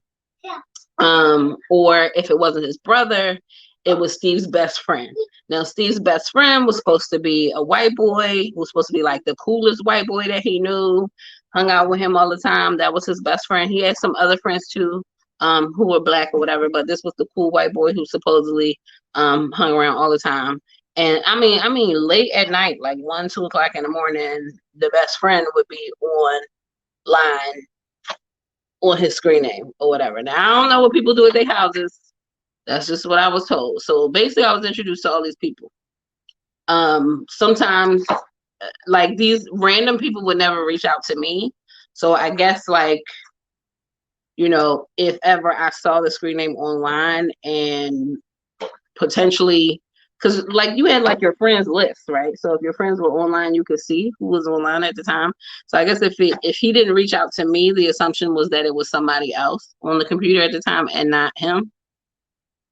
Anyway, I think because he worked at the mall, we did end up meeting face to face. Now the movie theater was on the complete opposite side of the mall. Now the mall only had one story. It had like these long sections, and there were 4 of them. I was in the red section, which is one end, and he was at the movie theater, which is all the way at the complete other end of the mall. And so I'm like, okay. And I think we met and we hung out like a little bit in public or whatever. And then he told me this one particular night, everything was like fine. Like it just seemed like, we were talking online for, I want to say like a good 6 months, right? Like a good 6 months before everything started going haywire. Everything was fine. So what happened was his best friend, the white boy, supposedly, this is like right before New Year's, supposedly got shot. Okay. Now, supposedly the white boy was messing with some other black girl, and her father and her brother found out that he was a white boy, chased him with some kind of shotgun. This is the story he told me. Okay. Chased him with some kind of shotgun, shot him, and now he's in the hospital fighting for his life. Now, I'm going to tell you this. I entertained other people, lots of other people. And yes, well, it's crazy. I entertained lots of other people, or guys. I'm not gonna say lots, but a few other guys that I had never met in person. Right?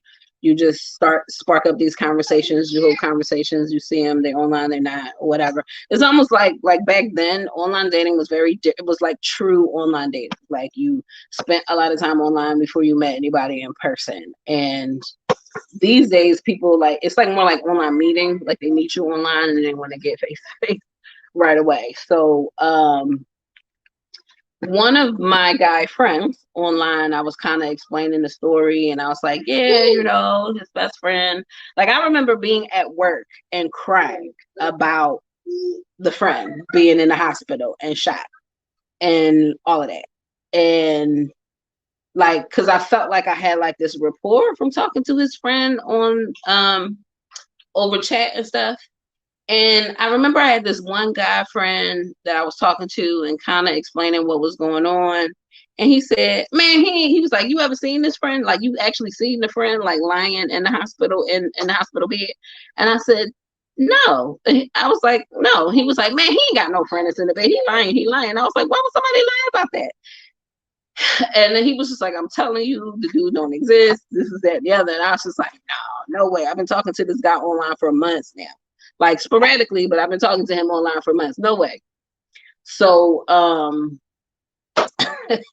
so I remember it was New Year's Eve. I was getting off of work, and I got off the bus early to like stop by because I brought him like a stuffed animal, and I can't remember which one happened first. No, I think what happened first is I wanted to cheer him up. And so I brought my N64 over to his house so we could play video games. And like I write creatively, or I should say I did a lot back then. And I had this story that I wrote, and I even let him borrow it so he could like read the story, because he went to a creative and performing arts school that I actually applied to for high school. I was accepted, but they were like 5 periods of English every day. And I was like, no, thanks. So I went to the high school that I went to. But so, we kind of had like this connection. Like I said, we talked for months. And so I had met him at his house during the day, where he lives with his mom. What's wrong, baby? Yeah, you wait till this story comes out. So he was home by himself, and we were playing video games, and everything seemed to be fine. I just wanted to cheer him up because he was real sad about his friend, because he kind of ghosted me a little bit online. And then one day I saw him online, and I was trying to talk to him, and he said he was, well, it wasn't him, it was his brother. And the brother said that the friend had got shot, but don't tell him I told you. Let him tell you himself. But he's really been sad. He's just not just hanging out in his room or whatever. And so when I finally did talk to him, you know, I'm like just trying to cheer him up, whatever. And we're playing a video game and he gets this phone call on his phone and he takes a call in the other room and I can hear him saying, no, he's still in a coma. He this, he that, like somebody's inquiring about his best friend or whatever. And you know, and I'm sitting there in the living room like, oh, man, why they had to call him? We were having a good day. He wasn't like sad, you know. And then when he got off that phone call, he came back into the living room and now he was all like sad and depressed or whatever. And I was just like trying to cheer him up from there. Hey, Arlette. So I'm just like, okay, his friend's still in the hospital, it's still affecting him. At least his friend is still fighting for his life or whatever. So that whole situation happened, you know, after a while, I went home. I think New Year's Eve, I worked. I got off the bus early to stop at his house to bring him a stuffed animal, which is kind of like a late Christmas present, I guess you could say, and just to, you know, check on him.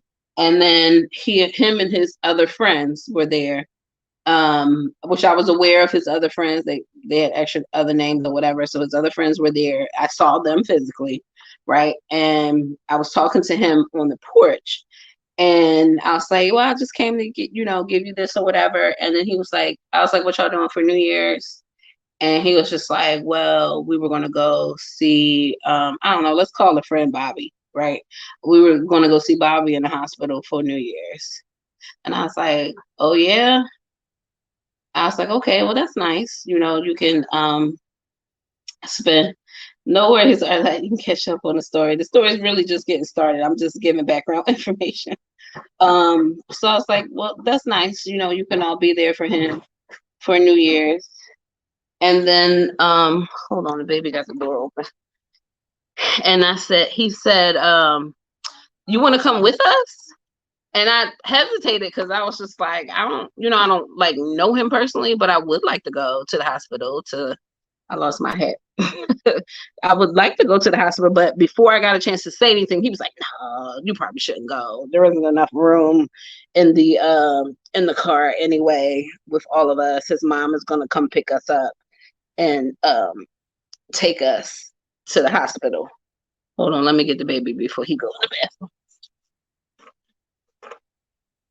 I'm here. Get in here, sir. Goodbye. Come out here. Don't undo this door anymore, okay? You're smart.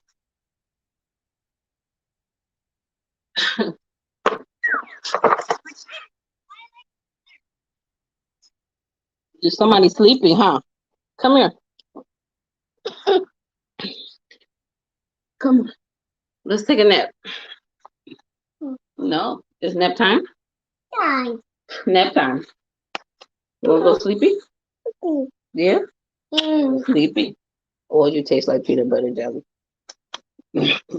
So I'm just like, okay, there's no room for me to go. I guess I can't go. No big deal. Y'all go, y'all be with your friend.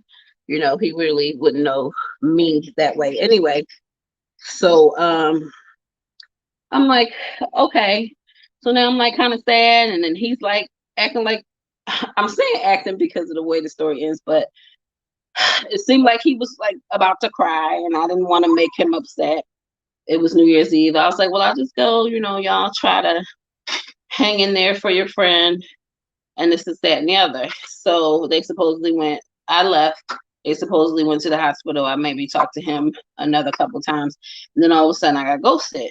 Again, did I get ghosted again? No, he and I had a date scheduled. I was working that day. He was working that day. And we were supposed to be going to the movies to see something. I can't even remember what movie. But he ghosted me on that date. Like I was calling him, he wasn't answering. And I was like, I even walked all the way to the other side of the mall to see, because I knew he was supposed to be working that night. And a friend of his who worked at the theater, who I'd also talked to online, she basically said, well, don't tell him I told you, but Steve got fired last night. And I was like, he got fired? Well, what? And she was like, well, don't tell anybody that I told you, or don't tell him that I told you, because, it's not really for me to say. And I was just like, okay. So like what, he came to work, because I know he worked the night before. So what, he came to work, he worked the whole shift, and then they sent him home and was like, you fired? And she was like, pretty much. I was like, so he didn't work today at all? She said, no. I was like, okay. All right. And so I was pretty much ghosted from then. And I'm just like, well, what in the world is going on? And I think this is what made me kind of explain the situation to my other guy friend, where he told me that he was probably lying about his friend and all of that. And I was just like, who makes all this up? Like, this has been going on for some time.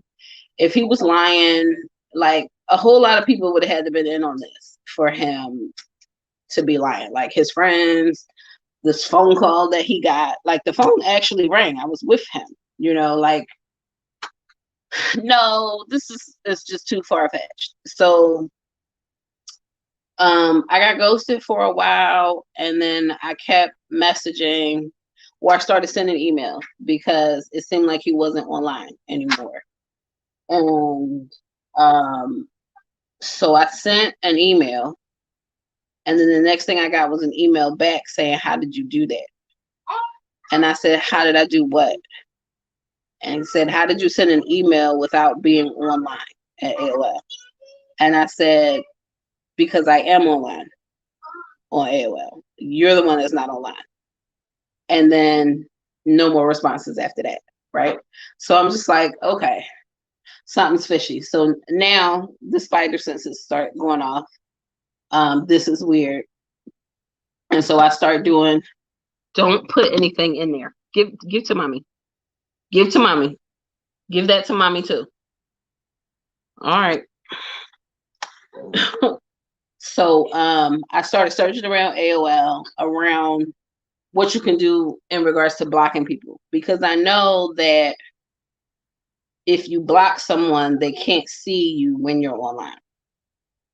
Now, I think what happened was, what I didn't know was that you can't see a person that you blocked when they're online either, after you block them. So basically, there was some level of blocking that he had done with my account, and I didn't understand why. But now I said, okay. So before catfishing was a thing, basically I catfished this dude, right? My cousin was in school at North Carolina A&T, so I made an AOL profile that basically said I was going to North Carolina A&T at the time.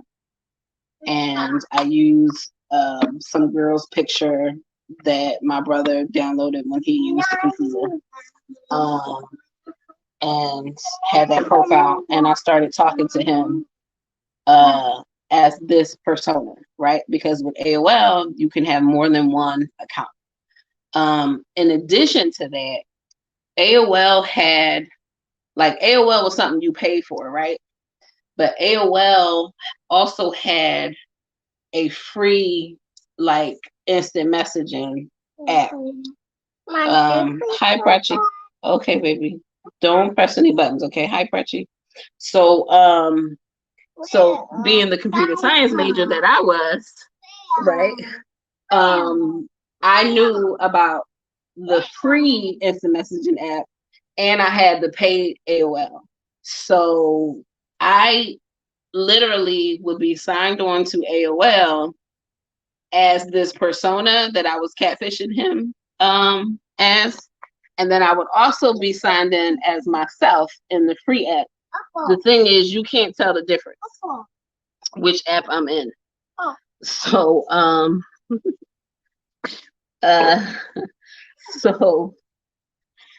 so if he thought maybe that could be me, he didn't necessarily know because I was signed in as myself, right? And I was signed in as this other persona. So I was catfishing before catfish was a thing. Right? So I was talking to him as this other girl, and he was like, saying some of the same things he said to me when I first met him. And then he was like talking about going to the club and this, that, and the other, whatever, because what ended up happening, I might be skipping around a bunch of stuff because eventually he told me the best friend died. Okay. Or the brother told me that the best friend died and that Steve was all tore up and then he wasn't really getting online, all this other kind of stuff. So I'm just like, oh man, that's a shame, he died or whatever. And like I said, I remember being at work and crying for this person who is now not here. And I just wanted to comfort this guy that I was dating, and this was his best friend, and I just wanted to be there for him. And I'm sending him emails, offering him comfort if you ever want to talk, if you want to lend a shoulder, all of this, showing all this empathy, and like basically not getting responded to really at all. Just saying, I don't really want to talk. I'm just really tore up and I don't know what I want to do and blah, blah, blah, blah, blah. And just not really getting anything from him. And so amongst all of that, then came this message, how'd you send this email if you weren't online? But I was online. And that's when I realized I was being blocked. And why are you blocking me if, nothing strange is going on? So I started catfishing him, and then I would be online. And a lot of times I would switch. Like I would sign in as the catfish account on the messenger and be on AOL as myself, just to keep it, keep them guessing or whatever. Because I couldn't send emails, I guess, if I was signed into the free messenger. Whatever. So okay, wowie. Yeah, that's interesting. Yeah. Yeah. So he eventually, I got tired of his shenanigans while I was catfishing him, and I revealed that it was really me. That nothing was wrong with him, and he was basically. And then he tried to say, I knew it was you the whole time, blah, blah, blah. No, you didn't. You didn't. You had no clue. I didn't even use the same verbiage that I would use regularly. I was quite good at this other persona, right? And so the only thing I wanted from him at this point was my book, right? That I had lent him to borrow to read that he still had. And I wanted that back. So I called his house to get that back, and his mom answered the phone. And I want to say I probably met his mom in passing once, like, cause he had me all up in his house. And I remember his brother like proposed to his girlfriend, and I was at the house when the brother and the girlfriend was there telling his mom that they had just got engaged. And, that was my first time meeting the brother in person that I had been talking to, on these random nights online. So I'm thinking the brother kind of knew me, but also, he's there to celebrate his engagement. So I'm not really trying to, test him or anything. Like me and his brother never really held like any like long conversation. It was just kind of like, oh no, this is his brother. And I'd be like, oh, okay, tell him, tell Steve I said, hey, hit me up if he sees me online, whatever. So, I'm like all around the family, like, why?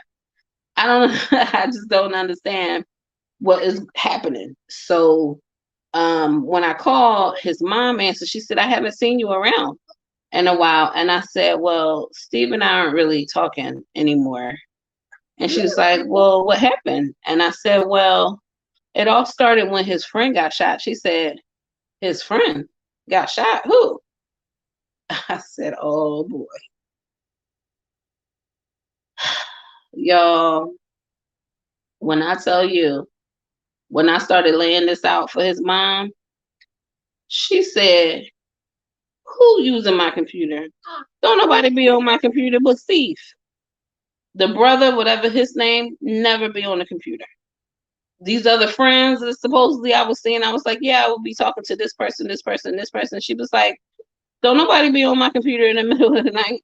Nobody but Steve. Like, I don't play that in my house. So this is when it all came together for me. Like, he literally played all of these people. Like, none of these people were real. I mean, some of the other names and stuff, they were actually real people. But when I was supposedly talking to them online, it wasn't them, it was him the whole time. The white boy never existed. She said there was a kid in the neighborhood who got shot, but Steve wasn't friends with him, and he wasn't even a white boy. I'm like, okay. Like, okay, clearly he's been lying to me all this time. You know, this whole situation when I went over to his house and he got the phone call, like that was all set up with his friends. Like that had to be a setup, because why would his cell phone ring? Who was he talking to? I could hear somebody talking to him on the other side of the phone. Like that was all set up with his friends. So his friends were all in on it. That night when I was over there New Year's Eve, they all knew he was lying about this white boy who they were supposed to be going to the hospital to see, and I'm the fool. Okay. As a matter of fact, I'm trying to think.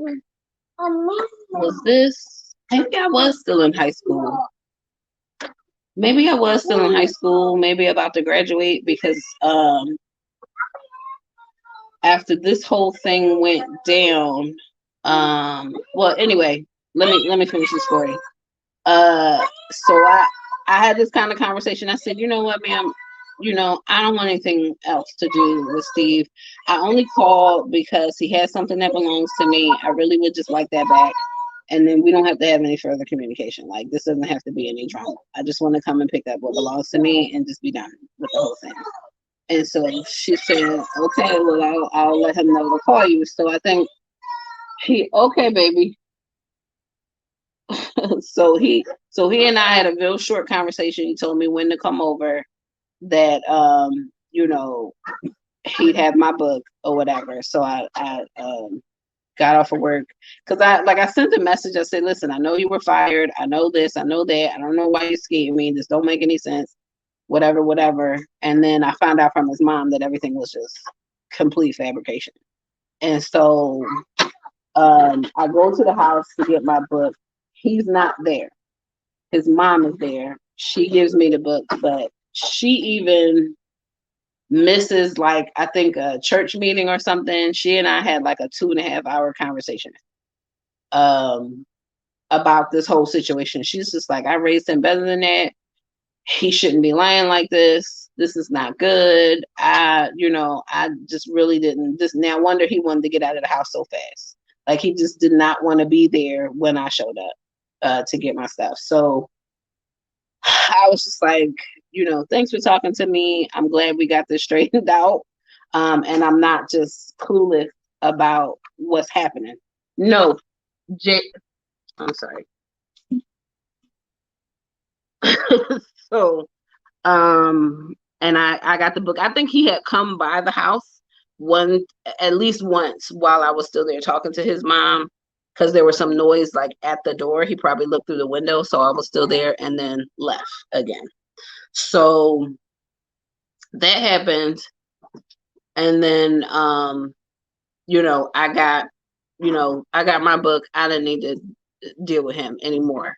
But I think, if I'm remembering correctly, this had to happen while I was still in high school, but also working at the mall. But I don't remember being in high school working at the mall. So maybe I wasn't in high school anymore. I just remember I was at the club. There's like an underage club called Dances in Philly. I don't even know if it's still. Sorry, my baby's on the dining room table. Get down. Get down now.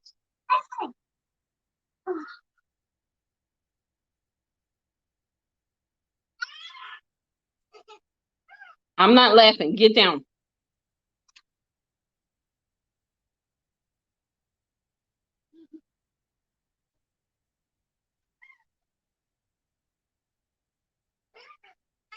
Don't get back up there.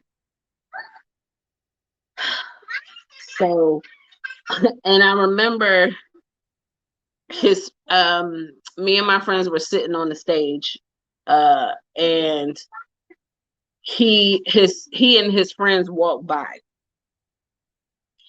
You remember this since I left? That's the place. Like it was either dances or the roller skating ring. That was the teenage club. It wasn't a good place to be. I'm telling you. They didn't sell alcohol, but I think they stayed open at least until 2 a.m. But I think at 12 they turned on all the lights and asked everybody under 18 to leave. And if nobody was leaving, well, actually, they would make an announcement from the DJ booth asking everybody under 18 to leave. Either 18 or 21. Had to be 18, under 18 to leave. And if nobody was making their way to the door, they would literally stop the music and turn on all the lights.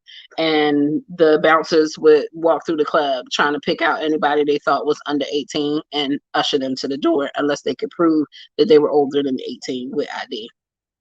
So at any rate, they walked past us. And I remember telling my friends, oh my gosh, that's Lion Steve. And they were like, that's him. I was like, that's him and his friends. And I think his friends kind of doubled back and talked to me. And I was just like, and one of his friends was like, it wasn't cool what he did to you.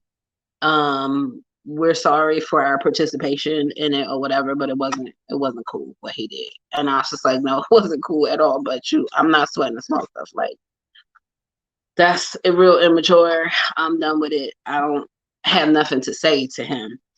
And I remember when we first walked in, I saw him on the wall dancing with some girl. You know what I mean? Like he on the wall, the girl giving him all the booty. Yeah. And when he saw me, he tossed that girl to the side so fast and cut around that pillar. All I could do was laugh. And then later that night, they walked past us while we were sitting on the stage. But his friends did apologize. He never did. So whatever. I got what I wanted, which was my book back, and I had nothing else to say to him. So it's so funny. So I think that was probably almost the last time I saw him, except the fact that I think he got another job at the mall. I was still working at the mall. Was I still working at the mall? No, I wasn't working at the mall anymore. I was in the mall with one of my friends like some years later, and he was working at the Ralph Lauren store, and I saw him through the window, and I was like, I should go in there and buy something. So I went in there, and I remember I went in there and I bought a jogging suit. I bought sweatpants and a sweatshirt and a t-shirt to go under it. And I didn't need to buy this outfit. I just wanted a reason to go in there. It had been years.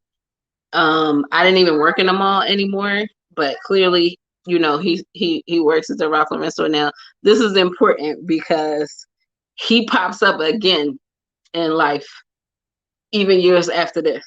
So, and he didn't say anything to me. I think he went on break intentionally. So I bought my outfit. He wasn't working the register anymore because I was going to get in his line just to see if he would say something. And he didn't. So, yes, he is cutting up because I'm running my mouth. Hey, no. Come here. You cutting up because it's nap time. And you really are tired. You need to come over here and lay your head down. So, yeah, come lay your head down because you're sleepy. You sleepy? That's a sleepy baby. Yes. Nap time? Yeah, you see yourself on the camera, you want to act up. So, so that was pretty much that. I bought my stuff. I left. We never said anything to each other. He came back out after I left the store. So, but I was like, he's such a coward, right? He couldn't even face me. So Fast forward to, you know, many years later. Me living down here, and y'all know my friend who's like not my friend anymore. Um, you know, when she was dating online and I was still dating online, a lot of times she would like send me profiles from the dating sites of people she thought was cute. Oh, you think he cute? This is that and the other. He messaged me, or I'm gonna talk to him, or whatever, right? And so she sends me this profile, and she said, I've been talking to this guy. I think he is just so fun. This is that and the other, whatever. And she sends me the profile. Now I'm on this dating site. She's on this dating site. And when you look at people's profiles, they can see that you saw their profile. Right. So I go and look at this profile, and immediately I'm like, oh my God, that's Lion Steve. Which I had known her since the 6th grade. So she was well aware of Lion Steve. She had never met him in person. None of my friends had met him in person, but obviously this amount of time that I spent with him or talking to him online, they knew about him, especially, you know, with everything that went down. And so she was like, are you sure? I said, girl, look at this profile picture. He must still work at the Ralph Lauren store. Because this is clearly like he's where everything he is decked out in is Ralph Lauren. And, and I said, this picture looked like it was taken at the store. So that's him. That's him. I mean, it's years later, we're grown now. You know, no ill will for me. Like, you want to date the dude, fine. It's not like I never had sex with him or anything like that, you know. So I'm just like, you know, you want to date him, it's cool. I don't, but that's Lion Steve, girl. I mean, I ain't trying to bust your bubble, but that's who that is. And so she was like, nah, I don't think I want to talk to him anymore. This is that and the other, whatever. And I was just like, well, I mean, if you really like him, I mean, it's been years, you know, he could be a very different person than he was back then. And we were young, you know, he was just doing a really childish thing. He could be more mature now. So, you know, give him a chance. And she was just like, I don't know. I don't think, blah, blah, blah. And so, and so I was just like, all right, well, I mean, that's up to you. But, you know, that is who he is. But you have my permission if you want to keep dating him. Like, I don't have no ties to him at all. And so she basically told me she wasn't going to pursue it anymore. However, I reached out to him. I messaged him on the dating site because I knew he could see that I saw his profile. And if he saw my profile, my face hasn't changed since elementary school, right? So he would know that that was me as well. So I messaged him just to say, listen, my friend sent me, get down. My friend sent me your profile. You know, she thought you were cute. I recognized you. I told her who you were, that how I knew you. Right now, we've been friends for a long time, so she knows the history. But it's been a long time since then. I'm a different person. You're a different person. I just want you to know I'm not hating on whatever situation y'all might be building or whatever. And so now I never told her that I reached out to him, but he reached back to me basically to say, I didn't think that you were trying to hate on the situation. But, you know, he reached back to me eventually, I should say. And he basically said that they kept talking, right? Which she never mentioned to me. And that when they kept talking, she kept asking him, why you do that to my girl? Why you do that to my girl? And like the first time, it's kind of like, okay, that's valid. Like, listen, I was young. It was an immature thing to do. I'm a different person now. You know, now I'm grown. This situation's different. But she kept bringing it up. And so that lost it for him, and then he didn't want to talk to her anymore after that, or at least that's the story he told. But the story she told me is that she didn't pursue it anymore. after I told her that that was Lion Steve. There's always three sides to a story: his, hers, and the truth. Those are the two sides I was given. You can make up your own mind about what really which one was more closer to the truth, or what really happened, if it's somewhere in between. But that is my Lion Steve story. So it will forever be Lion Steve, because I don't know anybody else who will make up a whole human being and a tragic story of how this human being was essentially murdered and they never existed in life, to the point of having his extra friends get in on it, make phone calls as if they are inquiring about this person who doesn't exist. For what reason, I don't know. His fatal flaw was inviting me into his world physically. Like, you introduced me to your mom, your brother, your home. Like, why, if you're lying to me about all these things, why do that? That just didn't make any sense to me. I don't know. Maybe he was doing some research, because he went to the high school of creative and performing arts, which, by the way, is the same high school Boys and Men met in. I guess he was going there for acting. I auditioned to go there for writing, and child, maybe he wanted it. He was trying out something for acting. I don't know. I still don't know, like, why he did it. Right? I never even tried to ask why. It just never made sense. And it certainly wasn't cool. And I still never got an apology, even later in life. But water under the bridge at this point. Hey, Rachel Faye, you just missed the whole Lion Steve story. You're gonna have to watch it back. So what y'all think about Lion Steve? Make you never want to date online again? Now, this was back in the Dizzy, when dating online was like a thing. The kind of stuff they got going on now don't even compare.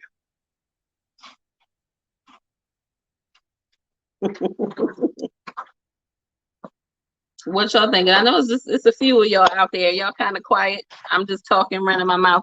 Yeah, that was a mess. Just a mess. If anything, having a guard up is like a thing, right? After something like that, it's just, whew. Yeah. I don't, you know what? Guys these days don't even try that hard to be that creative. You know what I mean? Like, they're not even good at like lying, like general lying. They're not even good at that anymore. So I got some water around here I need to get to. It's got my bio-inositol in it. Same stuff, different decade. Not exactly the same. I gotta give him credit for the creativity though, because he built a whole world around his lie, and he kept it up for like 6 months, because he introduced this fake character right away, and me knowing him, so he kept this whole situation up for a long time. That's the longest I've seen anybody keep up a lie. So that's a special kind of person in my book. Let me get my water. You making a mess? You rearrange the furniture. You're making a mess in here. My water ain't even cold no more. It's been sitting over here for two hours. So I don't know, man. If anybody personality disorder. Oh, which one? I'm interested. And do you think he's still suffering from it, or you think he's on medication? Like, is it something you can go to therapy and get over? Excuse me, this is my water, sir. Are you thirsty? Oh, this is so cute. He signs thirsty. Let me see if he can do it on camera. Come here. Come here, show the people. Are you thirsty? You thirsty? Good job, baby. Here, have some water. Say something for me, okay? Thank you. It's good.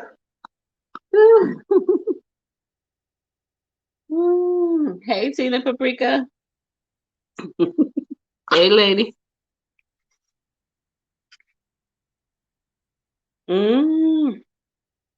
So yeah, that was tough, y'all. And then like being so young. I think I got an eyelash in my eye. Oh yeah, he is big and heavy. He's got to be his 2-year appointment. He was just shy of 30 pounds, so he probably good into the 30 pounds. He's over 30 pounds now, I think.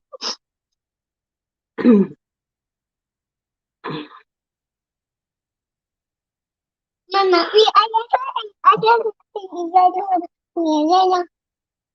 Mm-hmm. And what else we got to say? Don't kick the tripod. Oh, say thank you. Say thank you, Rachel Faye. Say thank you, TT. TT Rachel. Say thank you. Yeah. Yeah. They're getting big so fast, like the time, just in the flash of an eye. I was just saying how I don't take enough pictures. I need to take more pictures because he is just getting so big. But we barely leave the house, so I just, what am I taking pictures of? A naked baby? Am I thinking of trying again? Yes, this year. That's as much as I'm going to say. Although I did say New Year's that I was committed to. Okay, that I was. Baby D. What's wrong with you? Other than you want to ham it up for the camera. Right. I did say that I would commit myself to making the appointment with the RE this month. No, don't touch the phone. So, it was supposed to be last year. It just didn't happen. But I'm gonna be 42 this year, so I can't put this off much longer. So I gotta at least get my try in and see what happens. Let's see. I'm not sure which disorder, but to keep that story going and to build it onto it over time is definitely not the behavior of a balanced person. No. And he had other people in on it. So it was even enough for him to convince other people. Like, to have your friends in on the line, like, why do that to me? What did I do? Like, that to me says your intention was to give this lie from the moment we met online. So if you had this intention to play this story and this lie from the moment that we met, why bring me into your world? Like, I don't know where that earring is. Here it is. Like, it didn't make sense to bring me so close to you, your family, and your friends if your intention was to lie like this and then ghost me when you didn't want to keep up the lie anymore. There was no reason to bring me that close. So I think that's where he messed up. You don't think that part through? Stop. Maybe he really did like me, but he was caught up in this lie and didn't know how to get out of it. I don't know. It's crazy. My online dating has gotten much worse, so I'll take the catfish over. He wasn't the catfish. I catfished him. So,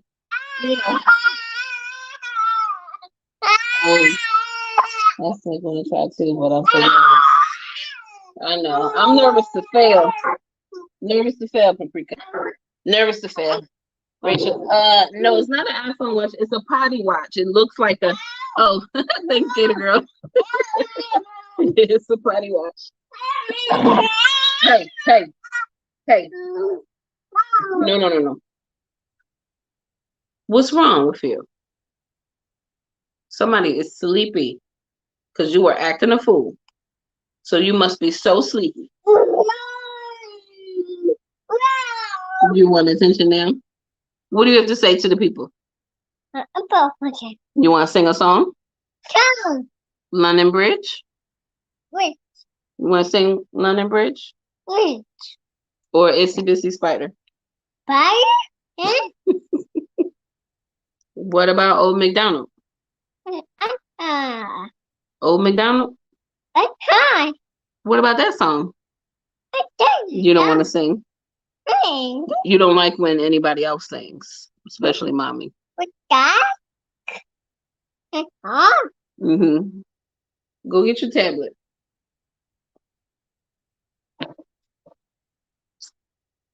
That'll keep him busy for a little bit. Go get it. And then you pushed all this furniture out the way. Now you figure out how to get around it. Y'all should see my house. It's like I never clean, ever.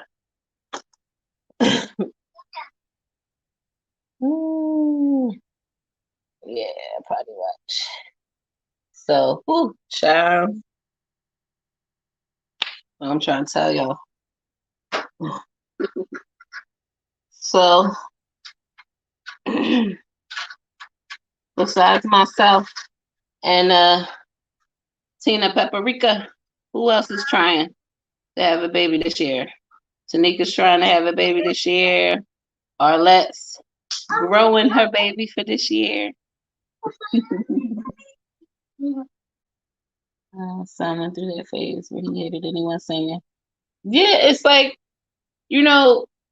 Baby G has always been that way. Like, he loves to sing.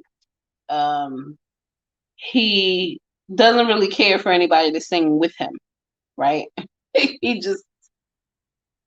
he would sing everything. The moment you started singing with him, he was just stop. He doesn't want anybody singing with him. And so now if you sing and he doesn't want you to sing, he screams crazy. Consider getting a housekeeper. I consider, but then, I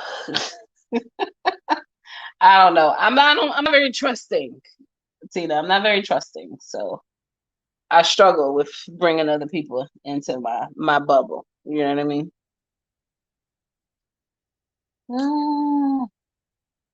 Oh, get it, girl. You're TTCing this year. I know Tanya and Aunt is working this year. Rachel, you're working this year.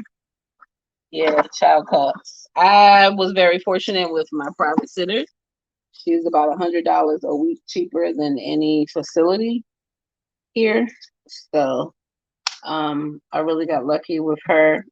And right now she only has 2 kids, just baby G and one other kid. And she's been doing it a long time. I want to say 30 years or so. And, she's having a lot of ailments and stuff. And she's probably thinking about retiring. But I told her she got to hang in there because I got another baby coming. And she can't retire until that baby is ready to go to VPK. Thank you. Thank you, because you knocked it off my head. So, and she kind of just laughed at me. But she does seem a little bit excited for me to try for baby number 2. So, well, I don't know if she gonna want to babysit baby number 2. So, 17 weeks, yay! At least 2 weeks off from your anatomy scan, huh?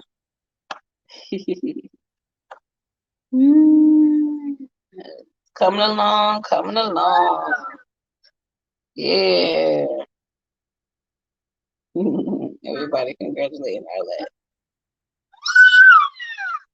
Yes. Yeah. Yes, maybe that's to everybody who's trying, because man, the world is a crazy place, and there's a lot of stress, and it's just still going to make it hard for everybody. Just the state of the world, we got, just I don't want to get into the world's politics, but come on, get down, let go of the curtain, let go of the curtain, let go.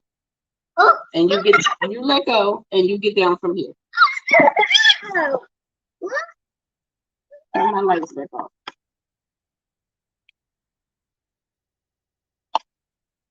Give him off, please. Hello. Excuse me, sir. What's so funny about that?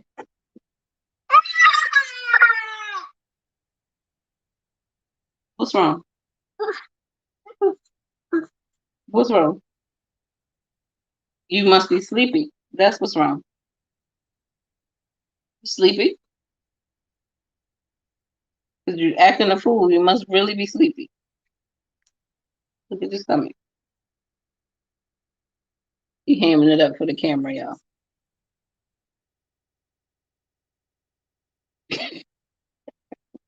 I'm glad you enjoying yourself.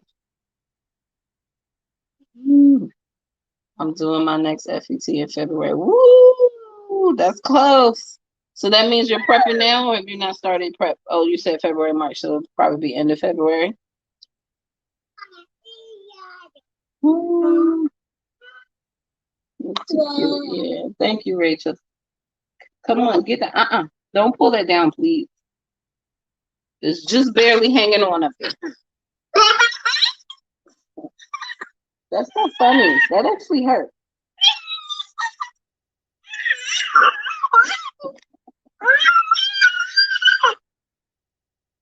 You see yourself? Who do you see? Who's that? Baby. Who's the baby? You? You? Who else is there? Who else? Me. Baby. And who else? Who else do you see there? Bye. Where's mommy? Mommy. Where's mommy? Mommy. Where? Get out of my shirt. Where's mommy? Hmm? This is my life, y'all. This is my life. Getting I still have one. I had 3. I lost 2. I do still have one. I'm not ready to get another one yet. This one is the one that Baby G can actually touch and kind of abuse, and will take a fair amount of his abuse. Ouch, that hurt. No, don't do that. So, and right now he's feeling himself in the number 1 pet position, in the natural order of things with the other cats. He relinquished himself to be number 3 in the household amongst the cat rankings. And even when the first cat passed in September, that only made him number 2. But now he's kind of feeling himself in his number 1 role. So I want to give him some time to feel that. All the attention. He no longer has to compete for food, for water, for my attention, for my lap. Potty time. Look, your watch going off. Here, show the people.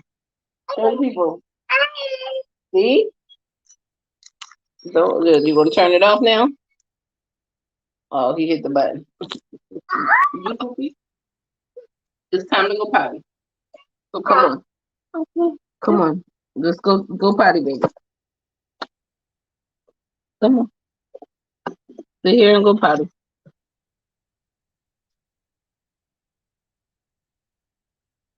Good job. He's actually going to the potty this time. You sit down. Sit down.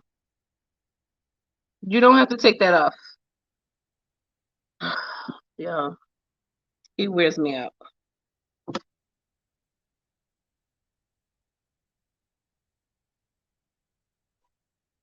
Sit down. Give it some time. Sit down, baby.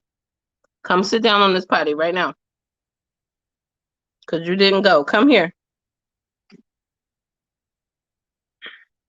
Oh no, he's making his way across the room. So I don't know. I think if something happens to the cat that I have now, I'll definitely get another pet, because I do want baby G to grow up with a pet. But right now, you know, this is the pet he's most interactive with. I don't want to introduce another animal, especially a kitten.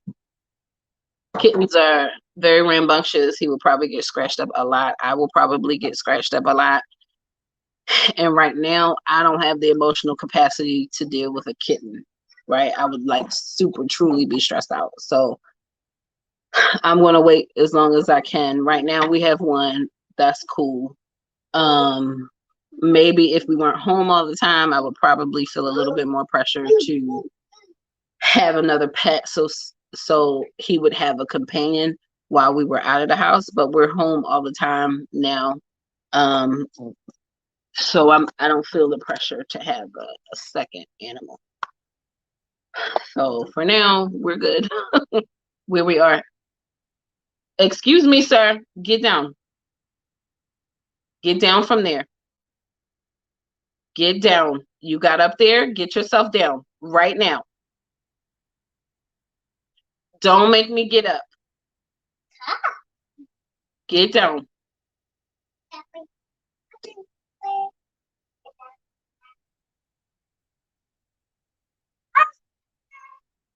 I said get down. Get down from there too.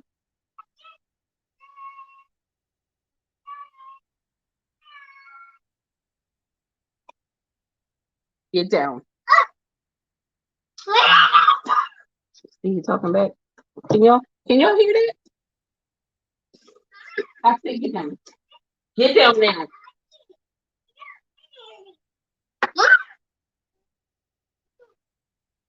Get down. See, he don't move unless I get up from my seat. Here, you thirsty? Come get some water. Ouch. No.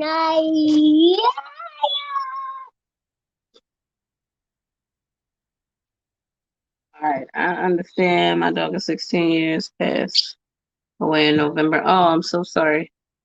And I'm still grieving him. My younger dog is definitely not complaining of being the only dog. Yeah. Does that potty wash work for y'all? It did not work for my boy, but it was great for my friend's Twitter. I mean, he understands that when it goes off, it's potty time, because like you'll hear him say, like, sometimes I don't direct him to the potty right away when it goes off, because I want to know if he understands what it means.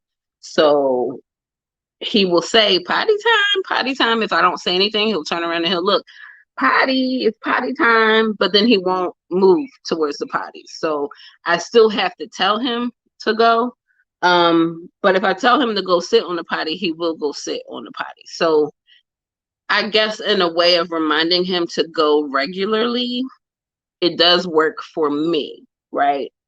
It reminds me to remind him to use the potty. I don't mind it. I set it for like every hour, which seems to be a good time. I probably could set it for like every 45, but I'm just trying to give it a stretch.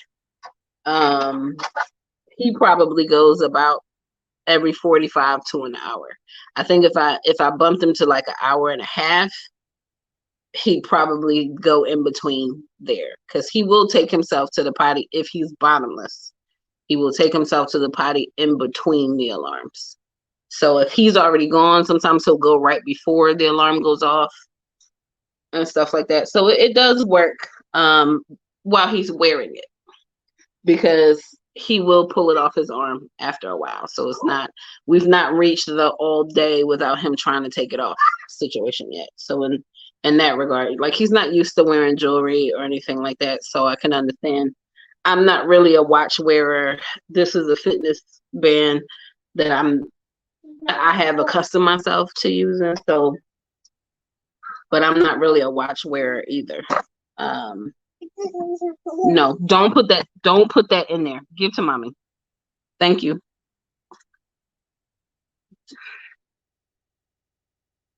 Now he's just searching for things that he can put in the potty. Don't put that there. I don't even know where you got that leaf.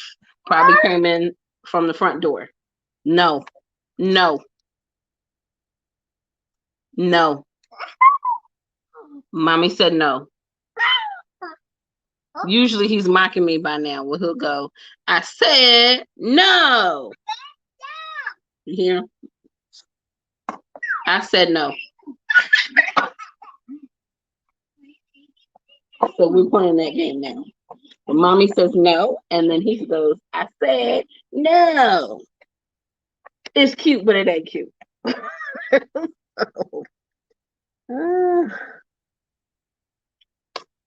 I understand. I brought both my fur kids, 10 and 11, with me when I moved to Florida this month. And my anxiety surrounding their health and adjustment is overwhelming. They really become family. Yeah. Yeah. I mean, I lost Midnight in 2010.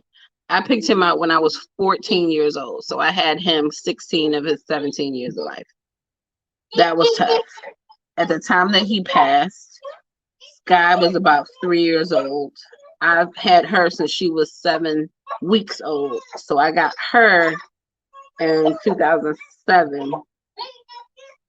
And so at the time of her passing, she had been with me almost 15 years, just shy of 15 years. She's the one who passed in December. And when Midnight passed, give me this.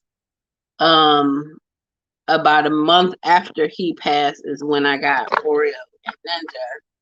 And they were about 4 months old. You don't have on any clothes. So you need to get down. Ooh, people's about to show y'all his bum bum. Come here. Cause you took your shorts off. All I see littered around this tripod is all his pull-ups. Come here. Put this in. Matter of fact, this one ain't even used. This is part of a new one. Come here. That's why I knew he would pull them up, which is why I brought the extras over here. So, so when Oreo passed in September, he was about 11 years old. So it's a long time. It's a long time to spend, with a companion, So it hurts. I'm always amazed at how technical these babies are. He really just turned it up. Yeah. It's a one button watch. He just presses it once. He can't to like reset anything. You gotta like press and hold and then tap, tap, tap. So he can't. We're not in danger of him doing anything like that. But I guess the expectation would be for him to at least press the button, But he knows how to turn it off, so he turns it off. The toddler urge to put things in things. He's got a thing about this potty, okay? It's always tissue or paper or something like tissue. Never like cloths, but I think it's more like I might wipe him with tissue and then throw it in the potty. So it's probably a lot of that mocking that I mentioned earlier in the live, that he sees me putting paper in the potty, so he wants to put paper in the potty. So but he's also going through a phase where he likes to splish splash play in the potty if I leave it there too long. So that's nasty. I'm trying to avoid that. So, but we've kind of gotten past the phase of him picking the pot up and pouring all the contents out into the main potty. So we've at least gotten past that. I just have to keep him from playing in the potty. No, sir. Get down. Matter of fact, let me turn this way because he's up on the other arm of the couch and his booty might, So.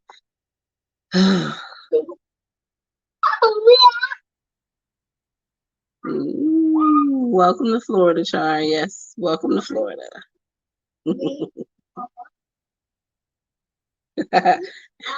It's cute because he ain't mine. I said no. Listen. It's cute, but it ain't cute. This boy makes me chase him into the cul-de-sac every morning. I can't get him to stop running into the street. And now when I pick him up from the sitter, he runs out of her property, across the grass, into the neighbor's property, and sometimes down the driveway towards the street. So I'm getting a lot of extra steps in. A lot of extra steps.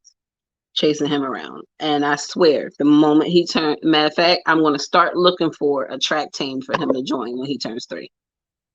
Since he likes to run so much. No, don't put that in there. Because I'm going to have to fish that out. I cannot flush that down the toilet. So do not put that in there.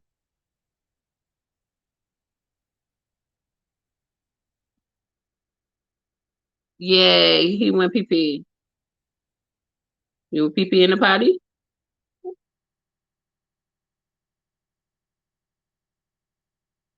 You wash? Wash. Come here.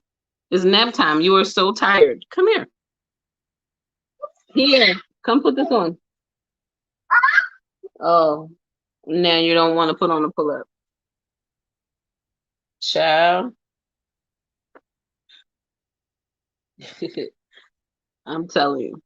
So he's a handful. And like I said, I question myself every single day. Am I sure?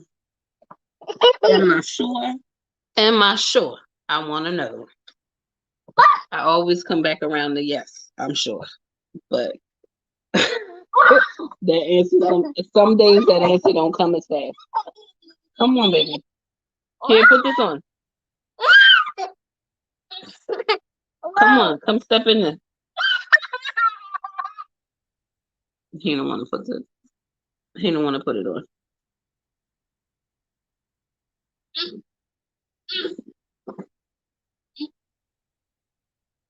Excuse me, sir. Anyway. But yeah. All right, so it's been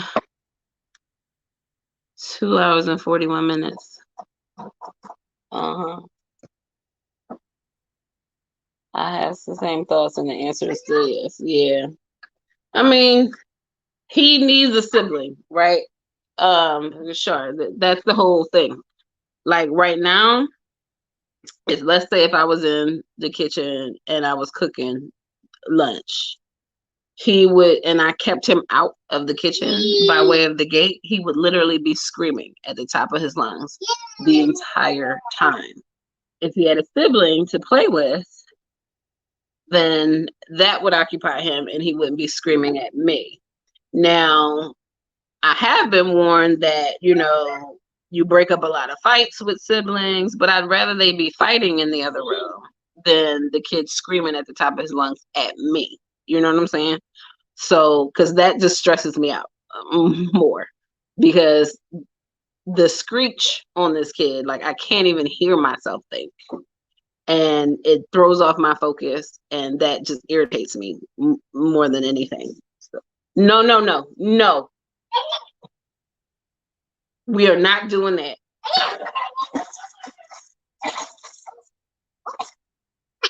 Come here and put this on.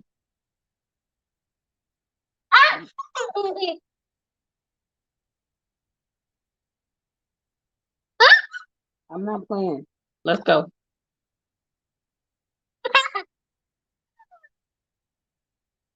This is not a game. Come.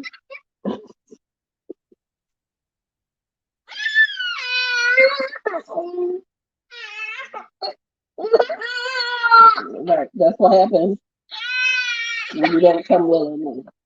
Mommy makes you try. Put this on.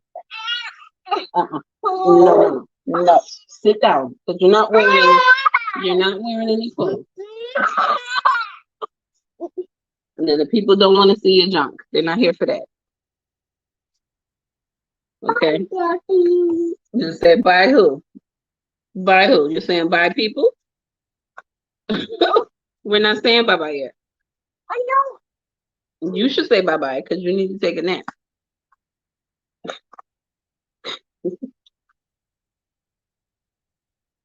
Yeah, you see yourself? Bye. Bye. Bye. Okay. Okay. Come on. Let's go. Let's go nap nap. Let's go sleepy. We go sleepy. Come on. Let's go sleepy. Lay down. Cause I'm tired. Yeah. I'm tired. Yes, I'm tired. Yeah. Yeah. Oh, they need playmates. Yes, yes. It makes you feel bad. And they want all of your attention all the time, and it's just not possible. It's not. It's like I can't even put the trash out because if he's awake, the moment I get out the door and he can't see me, he's screaming at the top of his lungs like I just abandoned him or something. So, listen, let's lay down because you're sleepy. That's why you're on 1,000 right now. Go get your tablet and come back. Go get your tablet and come back.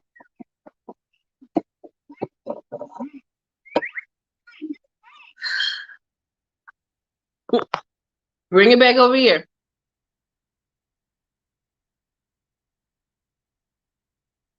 Come on. And you can sit here and watch your tablet. And hopefully it's not too much noise. Here, let's turn it down a little bit. Let me play it again. Uh-oh, wrong button. Hold on. Let me turn it down. See the volume button. It's up there. Turn the music down so we don't get a copyright strike. Okay. Oh no, you dropped it. Or did you throw it? There you go. You don't really want the tablet. Pineapple. Pineapple. Good job. Yes, good job, baby. Pineapple. Apple. Yes. Come on. I'm not gonna keep picking this up. You drop this again, it's gonna stay down. Apple. Okay. Apple. Okay, pineapple. I got it. Money. Bunny. What does the bunny say? Oh, hop hop. Is that what a bunny does? Hop hop. What's that? What's that? Dog. A dog. What does the dog say? Ruff ruff. Yes. What is this? Apple. That's a panda. Apple. That's not a well. That's a cherry. It's not an apple. I know it looks a lot like an apple. That's a panda. I don't know what a panda says. Amazes me every day. He's got this little book with shapes in it, and I was like, "What's this?" And he said, "Triangle." How do you know triangle? Rectangle. He's not good at saying. I'm like, "That's a big word, triangle." Meow. Where do you see the cat? Where's the cat? That's a monkey. What's the monkey say? Ooh ooh ooh Yeah. Oh, is that the cat? Cat. What does the cat say? Meow. Meow. Meow meow. What about a horsey? Is there a horse? Yay. What does the horse say? Yay. Neigh. Okay. What about an elephant? What does the elephant say? Mm. Good job. Good job, baby. That's a good job. What's this? Money. It's a lion. Ah. Roar. Yeah. What about this? It kind of looks like a horse. It's a giraffe, though it's only half a giraffe. Giraffe. What does a giraffe say? Oh, I don't know. I don't know what a giraffe says, so I'll take your word on it. Apple. Pineapple. Yeah. He's pointing to the book and saying pineapple. Okay. Good job. Ice cream. Get a scoop of that. Get a scoop of that. What? What? What? Ice cream. Good job. And the only reason why I know these songs is because he plays them on his tablet. He gets it all. Gets it all. We need to do more ABC Mouth instead of playing these games. I know. No? You don't want to go night-night? Mommy. Yes. Mommy. Yes. Mommy. Where's mommy? Mommy. That's ice cream. Oh. He's cute when he wants to be. I'm just trying to keep him off of 1,000, y'all, because he literally climbs the wall when he thinks I'm not paying attention. So, yeah. Whoa. Do you have anything to say to the people? You want to talk to the people? No? No, he's busy on the tablet now. I'm just trying to keep him from mooning, y'all, because that's what he clearly would be doing if he didn't have his pull-up boy. But yeah. So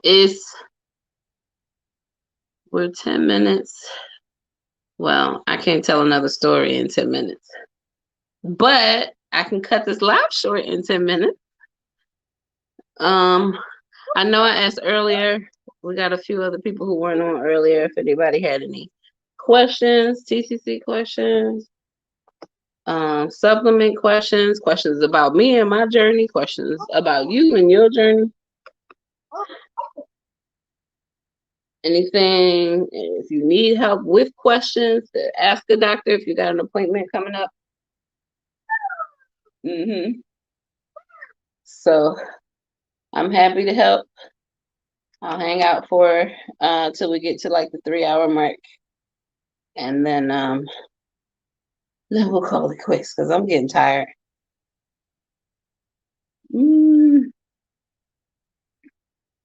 Right? Y'all with me? Y'all eating lunch? Everybody stop talking? Or is this on a delay that I don't know about? Let me make sure. Am I missing anything? I catch all the comments I did.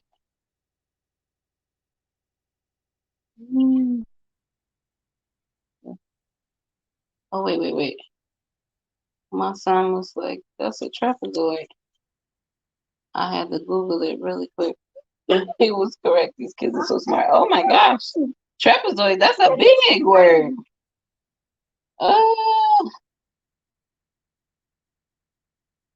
Oh, sure, I missed you.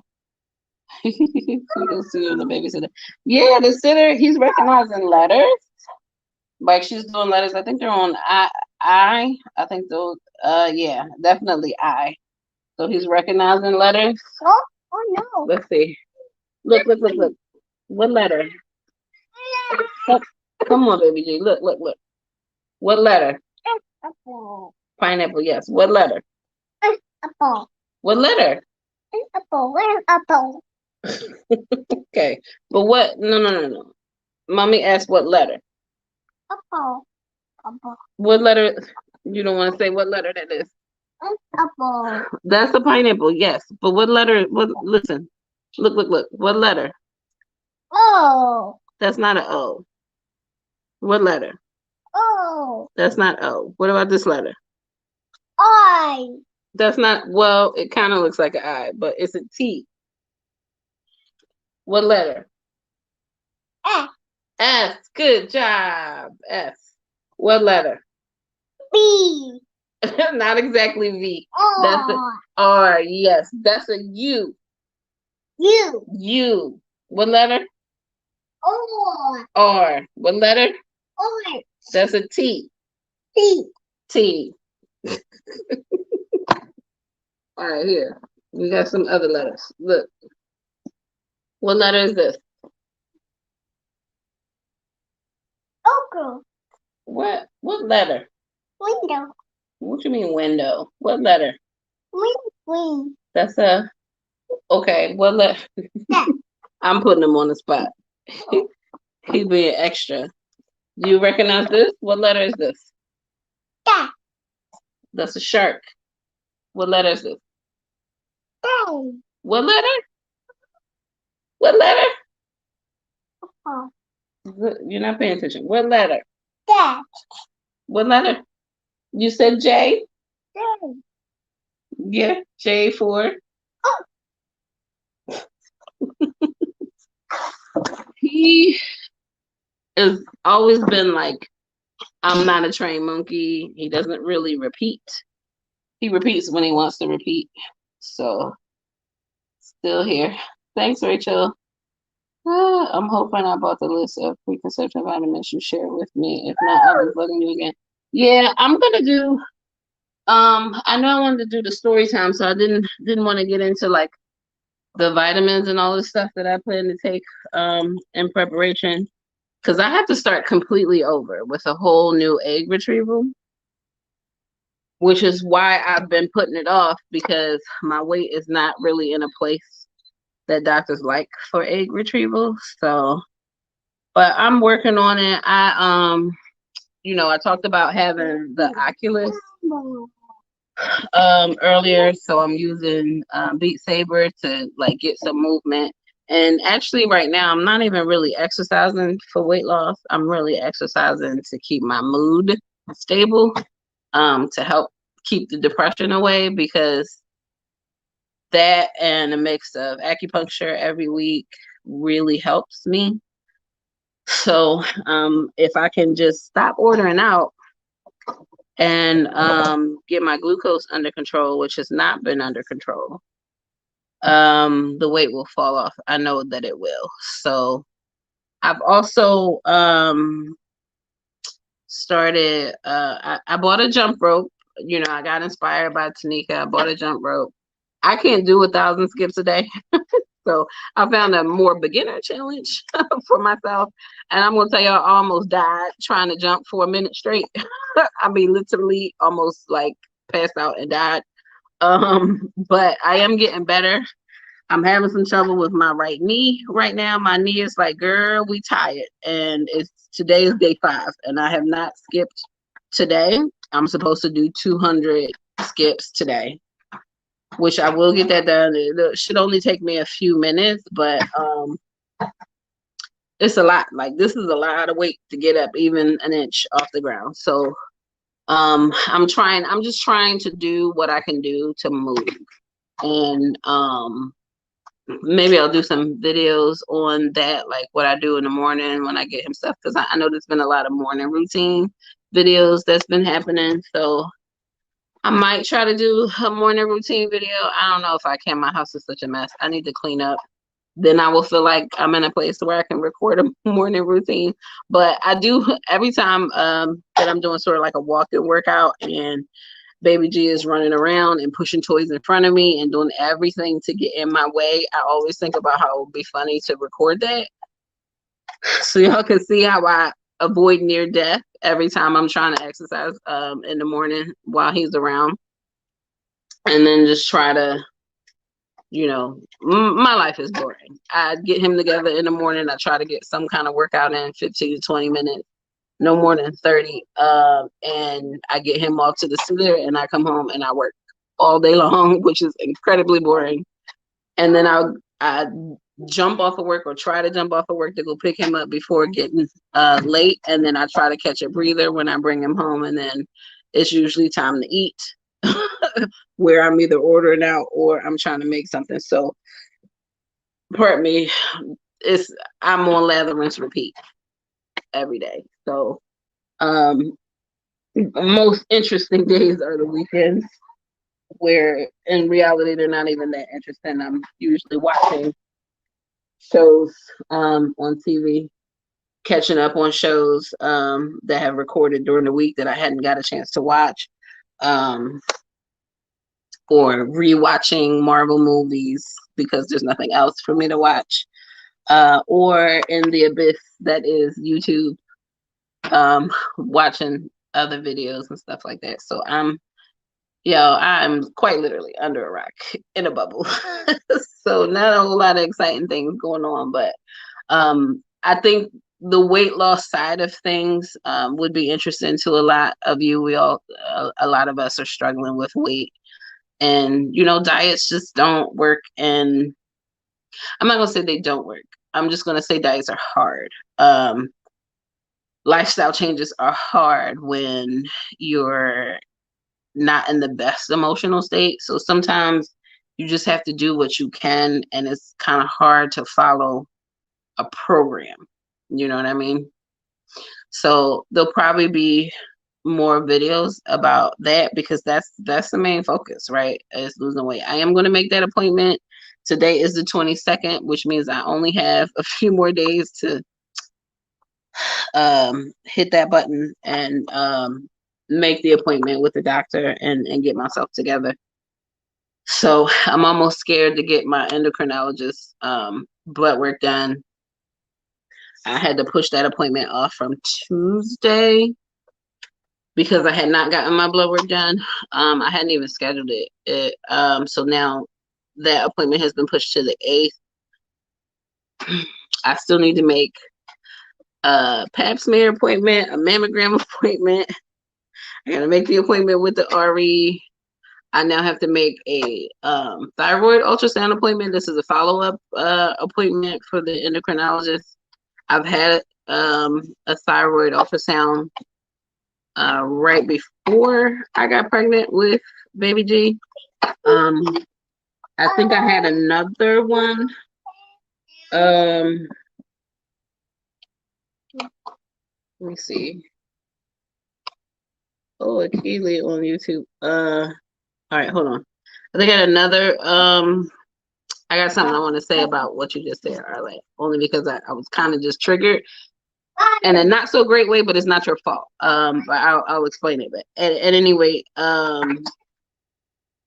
yeah. So this is a follow-up ultrasound, because I had an initial ultrasound where they found nodules on my thyroid, which I was concerned about because I've said this before. My maternal grandmother had a goiter, so I've been concerned about thyroid health and trying to get pregnant, and so my thyroid is functioning perfectly fine, but they did find some nodules. Nodules can go away, on their own. They might require medication, but these were really small.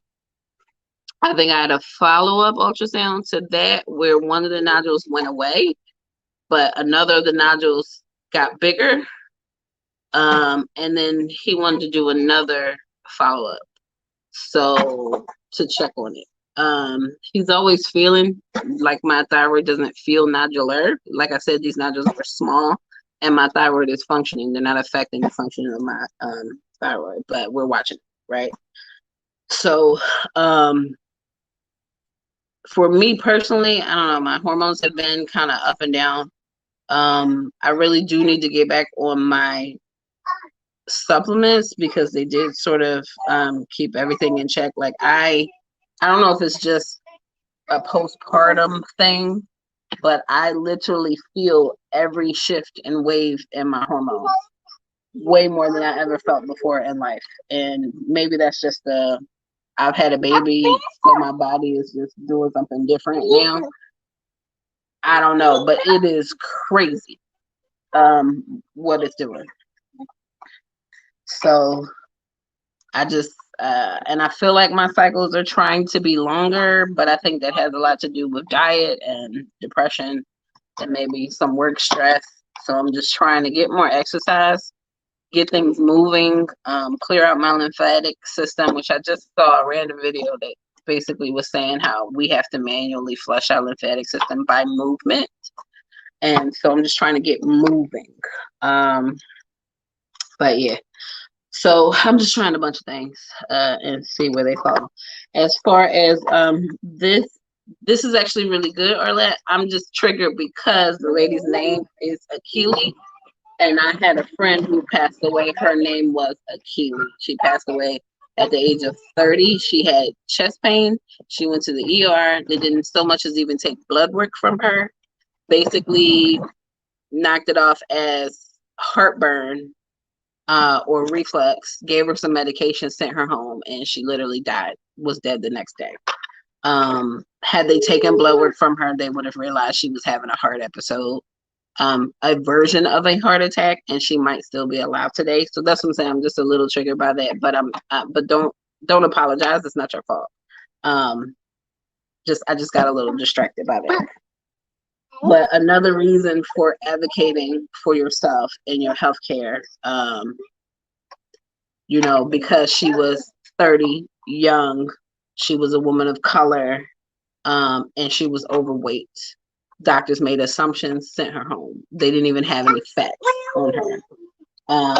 So something like chest pain, don't play. Advocate for yourself. Make them take blood from you at the very least. He also watches mostly PBS, and that has done wonders for his vocabulary. Oh yeah, PBS is good. I don't know, baby G doesn't watch a whole lot of TV. Like, most of the TV that he watches, or when it's on for him, is probably Disney Junior. We watch a lot of Bluey, mostly because I love Bluey. And then, you know, Tops will come on, or maybe Spider-Man will come on. But I think most of what he's learning is coming from the tablet. I do have an ABC Mouse subscription, which he was a little early for, but they do start as early as age 2, I think. I think I started him on ABC Mouse at like a year and a half, which he needed a lot of interaction with me. Now I don't think he needs as much interaction to play the games. I just got to get him in there to play, because unfortunately this Fire tablet has a lot of things to distract him. But he seems to get in and out of things the way he wants. No. Come over here. Come over here now, because you know I don't want you opening that door. Come here.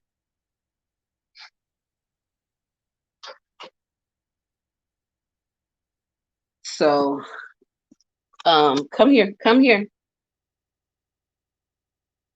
Come here. Yeah. Now you want to be my friend? You over there doing something you're not supposed to. So, yeah, ABC Mouse is actually really good.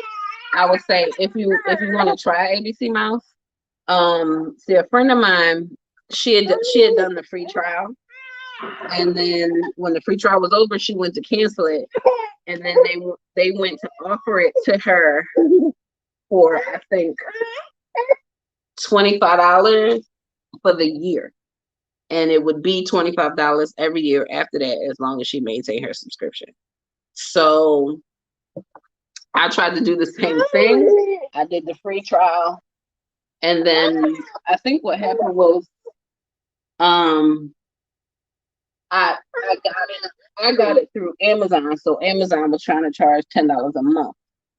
And I was like, and they didn't offer like any counter when I tried to cancel the subscription. So I started him completely over again with a new email address, and off of an offer that I saw, I think on Instagram. And I was able to get it. I think it's $29 or $30 for the year. Still better than $10 a month. So if you're interested, try to find like some kind of advertisement for ABC Mouse. Do the free trial time, but when the free trial time ends, cancel it, and they will try to counter offer you something. And it's usually a lot lower than what they're charging, because basically I have seen them charge as much as like $75 a month, $25 a month, $10 a month if you do it straight through Amazon. Like, they pretty much have a sliding scale. Now he's in the bedroom again, which is he's learned to get up on the couch and unlock the thing that I have blocking him from getting in there. So give me a minute and I'll be right back. Come in here. Come in here now. Let's go. No.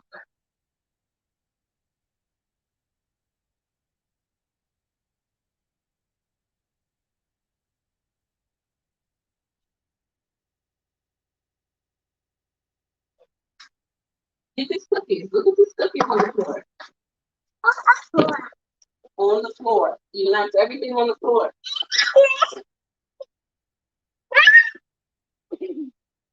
Somebody's sleeping. Y'all see him?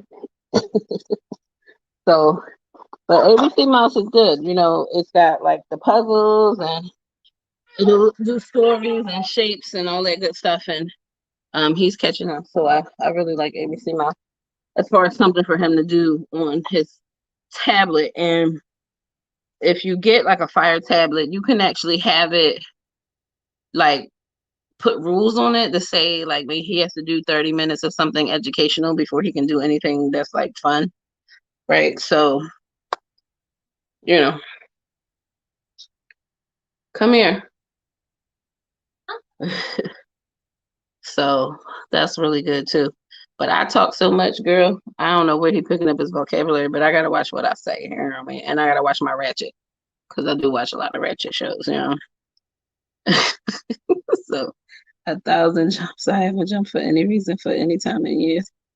10 is an accomplishment. I'm telling you, girl. I used to jump double dutch a lot as a kid. I love jumping double dutch. I wasn't really that great at it, but I just love jumping double dutch. And oh man, I got that rope. It was just like, do I even know how to jump anymore? Can I jump? I don't know, but you know what? After 3 days of jumping with this little challenge, hey, I actually feel a lot more agile. You know what I mean? And I mean, my knee is having some problems, but that will only get better. And I even watched some videos just to make sure that I was jumping appropriately. But 1,000 is a lot. Like I don't, you know, I know Tanika was doing it. It takes about 10 minutes to get to 1,000. That's about right because I think I was getting somewhere like 75 to 83 jumps in a minute. And that's not even straight through. That's like with a lot of breaks because I'm like like I'm not really sweating, but my heart rate is like up there. So I'm just trying not to die. But after a couple days, you know, that kind of wears off. I do have some residual like muscle pain, like my calf more specifically. But I mean, they have things like weighted jump ropes that will engage your muscles even more, apparently. I don't need a weighted jump rope. I'm just using a regular jump rope. Not a regular, because this one has a digital aspect to it, but just a regular like weighted, non-weighted jump rope. And I'm kind of enjoying doing it. I do, you know, break out a little bit of sweat after, but I couldn't do 1,000 and then build on that. Like I would get down before you fall. Come here. Please. I swear this child has a death wish. No.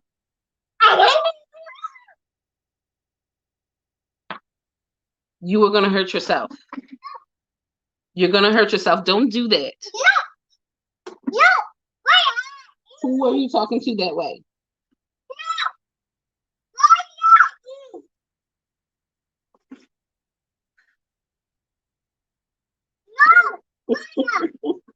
So I just, you know, there are a lot of benefits to jumping rope, and it's something I can do real fast, like after I drop him off in between meetings at work, especially with this challenge, because they really only take about 5 minutes to do.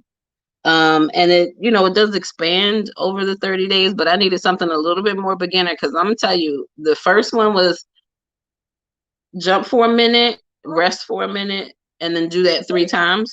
That was a set, and then you just do the set 3 times. Ciao. It probably took me 10 minutes pardon me, to get through that. That was day 1. And I almost died doing the first set. And I felt like I was trying the Couch to 5K program, how I felt trying to run for a minute. And I could do like 10 seconds before I had to like stop and heave. Pardon me. You were going to hurt yourself. Come here. Don't do that anymore. Come here right now. He's got a death wish. He keeps turning the ottoman on its side and he's trying to climb on top of it. It's not sturdy. It's going to fall over. He's going to fall over with it. And we're going to be in the ER. Pardon me. I got something in my throat. Come here. Come here.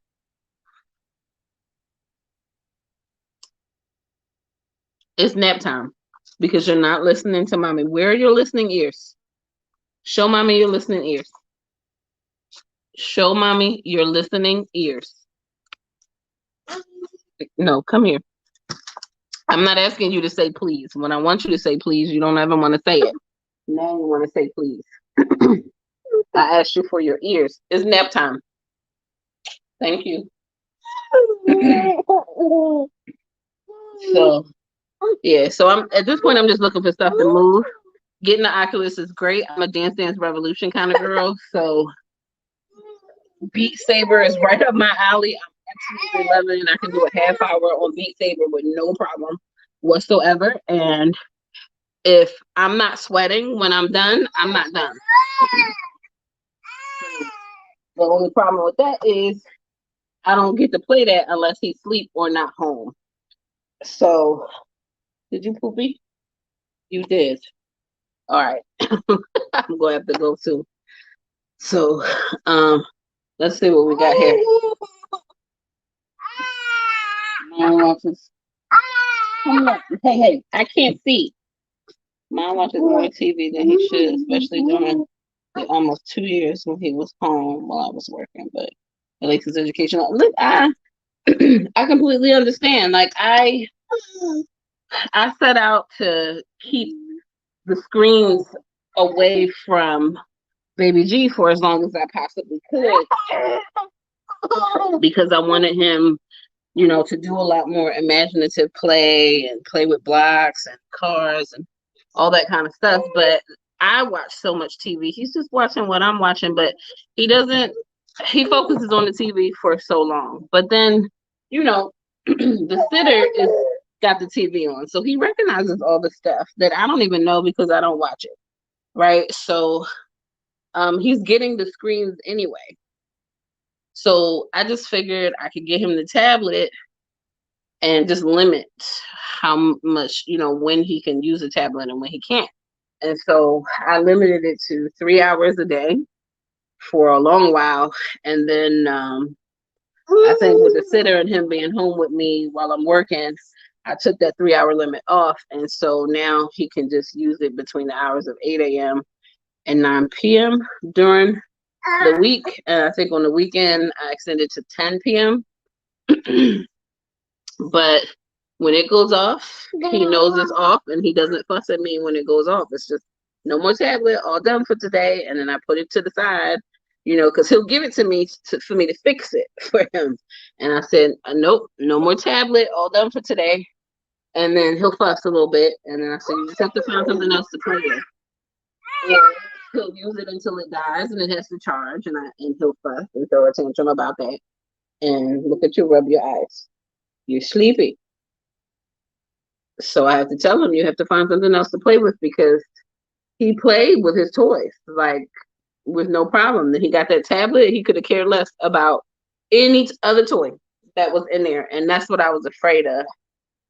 So, but he gets to play with his toys. He takes the tablet away, he plays with the toys. So, you know, just gotta give him times that he can play when he can't play or times to watch the TV. But I understand, you know, sometimes peace, you know, is more important than whether the kid is on a screen or not, you know. So I try. It's wet out and it's cloudy, but I try. And so now I'm trying to get us out, like at least to the park a little bit more. So I do have like some old videos that I can do of like him visiting the park and running around because he does like to run around. So come on, could you rub your eyes? That means you're sleepy. That's a sleepy boy. Say him so sleepy. Hi, feels double buffle some. Hopefully I'm saying that correct. Hello. Dance instead. I do dance. But I like jumps. Haha. 1,000 jump rope challenge. Yeah, That's a little bit more advanced. And I salute you all who do it, but that one's a bit more advanced. I need to start with something a little bit more simple than that. Hey. So I found something on Pinterest that seemed to be a lot more beginner. And start small, work my way up. I'm burning calories, but that's not even the focus, right? The focus is to get moving. The calories is a byproduct, So what I need to do is just get moving and fix my eating out all the time, because my baby, when the doorbell rings, all of a sudden gets excited. And if I go to the door and come away from it without a bag, he gets upset, which means mommy's ordering out way too much. Way too much. Yeah, regular jump rope is enough. Always down for the challenge. All right, TK, I'll send you the one I have. I don't have the thousand one though. I know Tanika had that one, but I'm on today's top. Hey, cut it out. All right, y'all. I'm gonna have to wrap this up because he's tired and showing out. Give her a hello from myself. Oh, the baby. Phil said hello, baby G. All right, but I gotta go. Okay, Phil is going. You should play the imaginative games, the family toy cards, etc. to jump into. Yeah. Okay. All right. I think I did. But he's getting cranky. He needs another change because he's going a little poopy. I mean, his stomach might be a little upset because this is now the third or fourth time today that he's gone poopy. So, but as you can see, he was rubbing his eyes. He's getting sleepy. So whatever that is in my throat is still in there. So we're gonna have to go so I can get him down for his nap, which he is very late for. You done? Water bottle bandit. All right, folks. Well, thank you for hanging out with me today and sitting here for my Lion Steve story and getting all caught up. It's always fun with everybody, and I miss you guys, and it's a lot easier for me to come on here and do it live than it is for me to film a video, edit it. Probably takes me about the same time, 3.5 hours to do all of that. So, oh no, what? You want to say bye-bye? We're saying bye-bye to the people now. We're saying bye-bye. Say bye-bye. Say bye-bye. Hasta luego. No. Now you want to say hasta luego. Now you want to say it. You didn't say it to TT yesterday. You didn't say hasta lunes. No? Bye. Now you want to say bye-bye? You said look over here. Say bye-bye. Say bye-bye. Thanks, TK. This was fun. I miss talking to you guys. I really do. All right, sure. Don't bite your nails, baby. All right. I'm going to say bye-bye. Sticky baby dust to all those TTC. A lot of us are going to be trying this year, or going to be, or already trying this year. So baby dust to everybody. And all the good vibes. And as Tanika likes to say, let's go out here and get these babies. 2022 is our year. Yeah? Yeah? All right. You want to say bye-bye? Bye-bye. Come on, bye-bye. You blow kisses. You want to say bye-bye, no? No. Okay. Mommy blow kisses. Mm-hmm. Okay, mommy blow the kisses. Mwah, mwah, mwah. You say bye-bye? You look that way and say bye-bye. No? You want to bite your nails? Don't bite your nails. Let's not do that. Mommy's gonna cut them. I don't want you to bite your nail. Okay? What's it? This the cat eating your cookies that you left over there. Yes, he's eating your cookies. Bye, y'all.